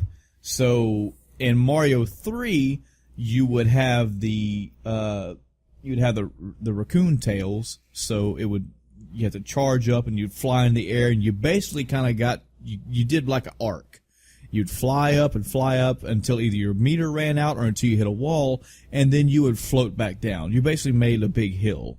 And in Super Mario World, the cape would let you fly up in the air, and then you could control your descent. You could pull back on the stick, and he would slowly descend. Yeah, he would dip, and you'd like, go back up, and he'd dip, and you pull him back up and down and up and down. It made for longer.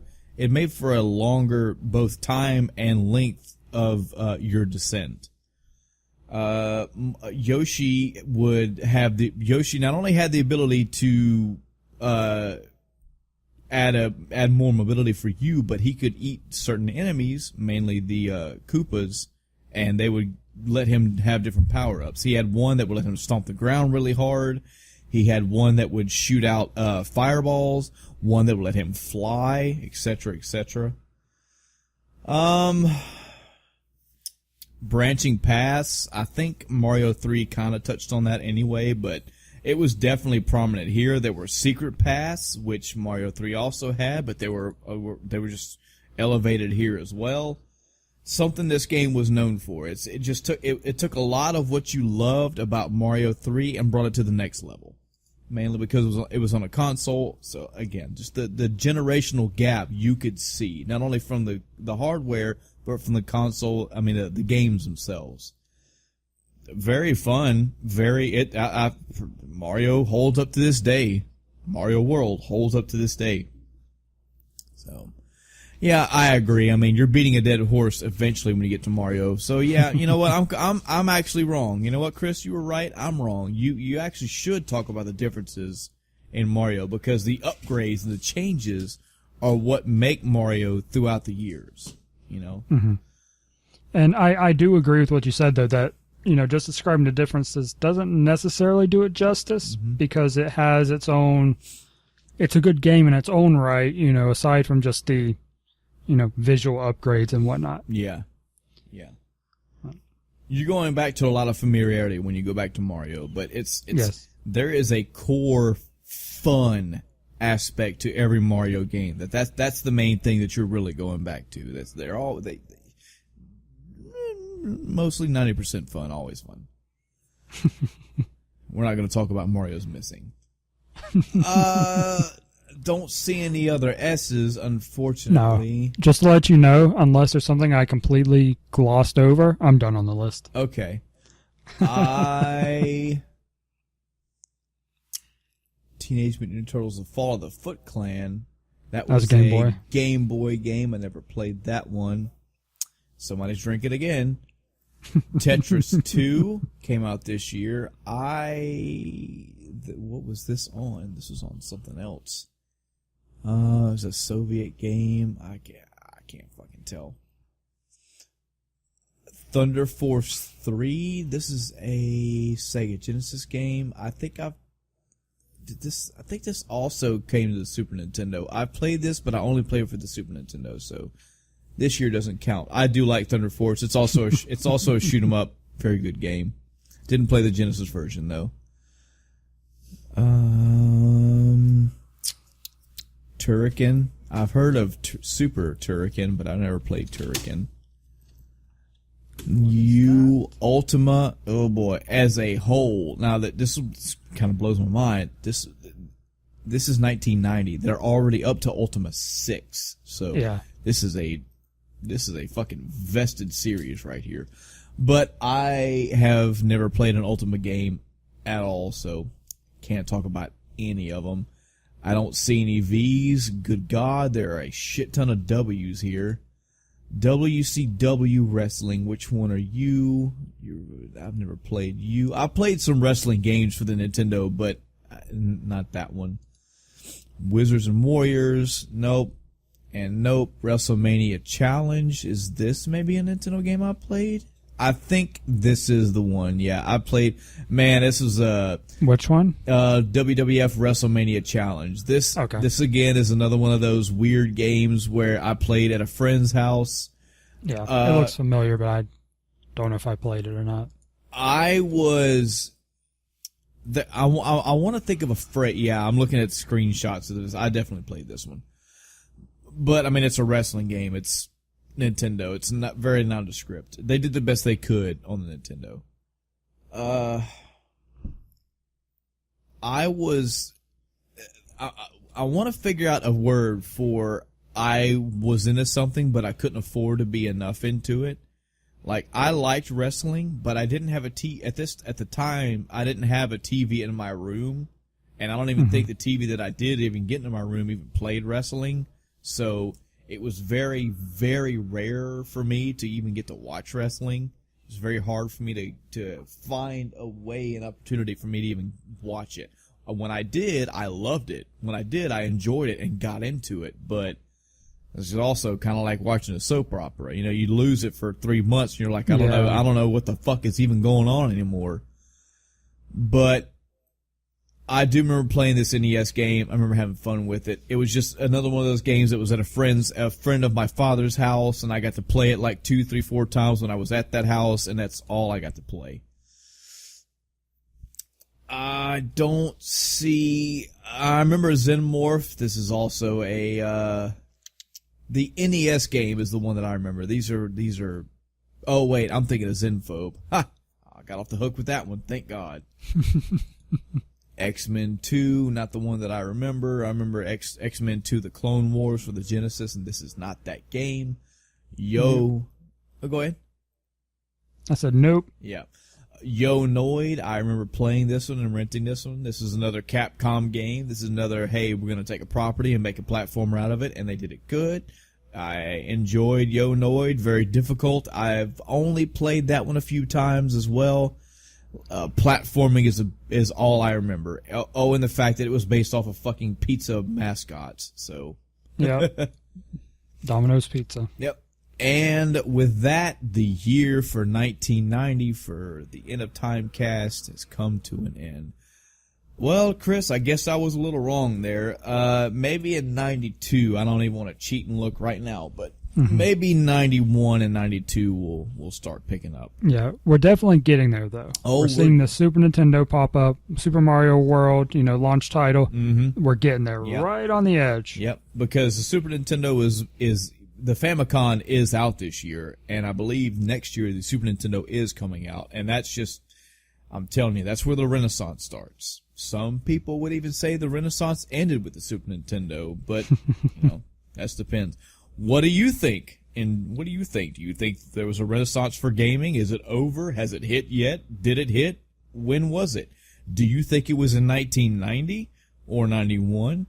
What do you think about the year 1990? What games came out that year that we did or did not talk about that you liked and you'd like to talk about?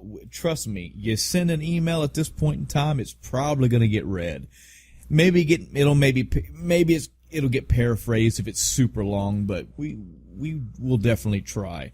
In any capacity, we love to hear feedback from our fans. We're waiting to hear some feedback. If you have any comments, questions, suggestions, tell us about 1990 that you remember. You can just pull up a wiki article and just run through games and just tell us what you think. Were there any opinions that we had about games you didn't agree?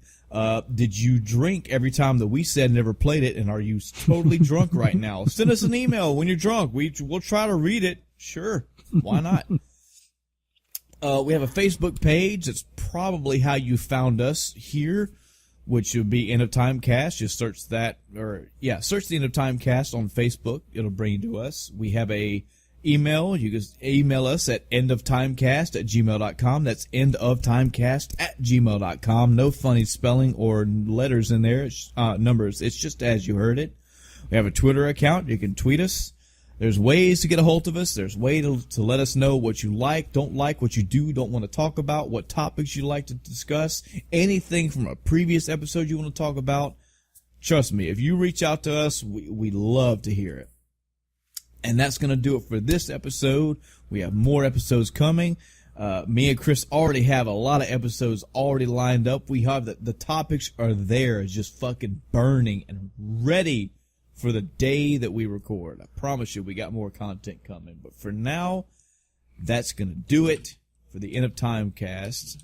I'm Michael. I'm Chris. Good night, everybody.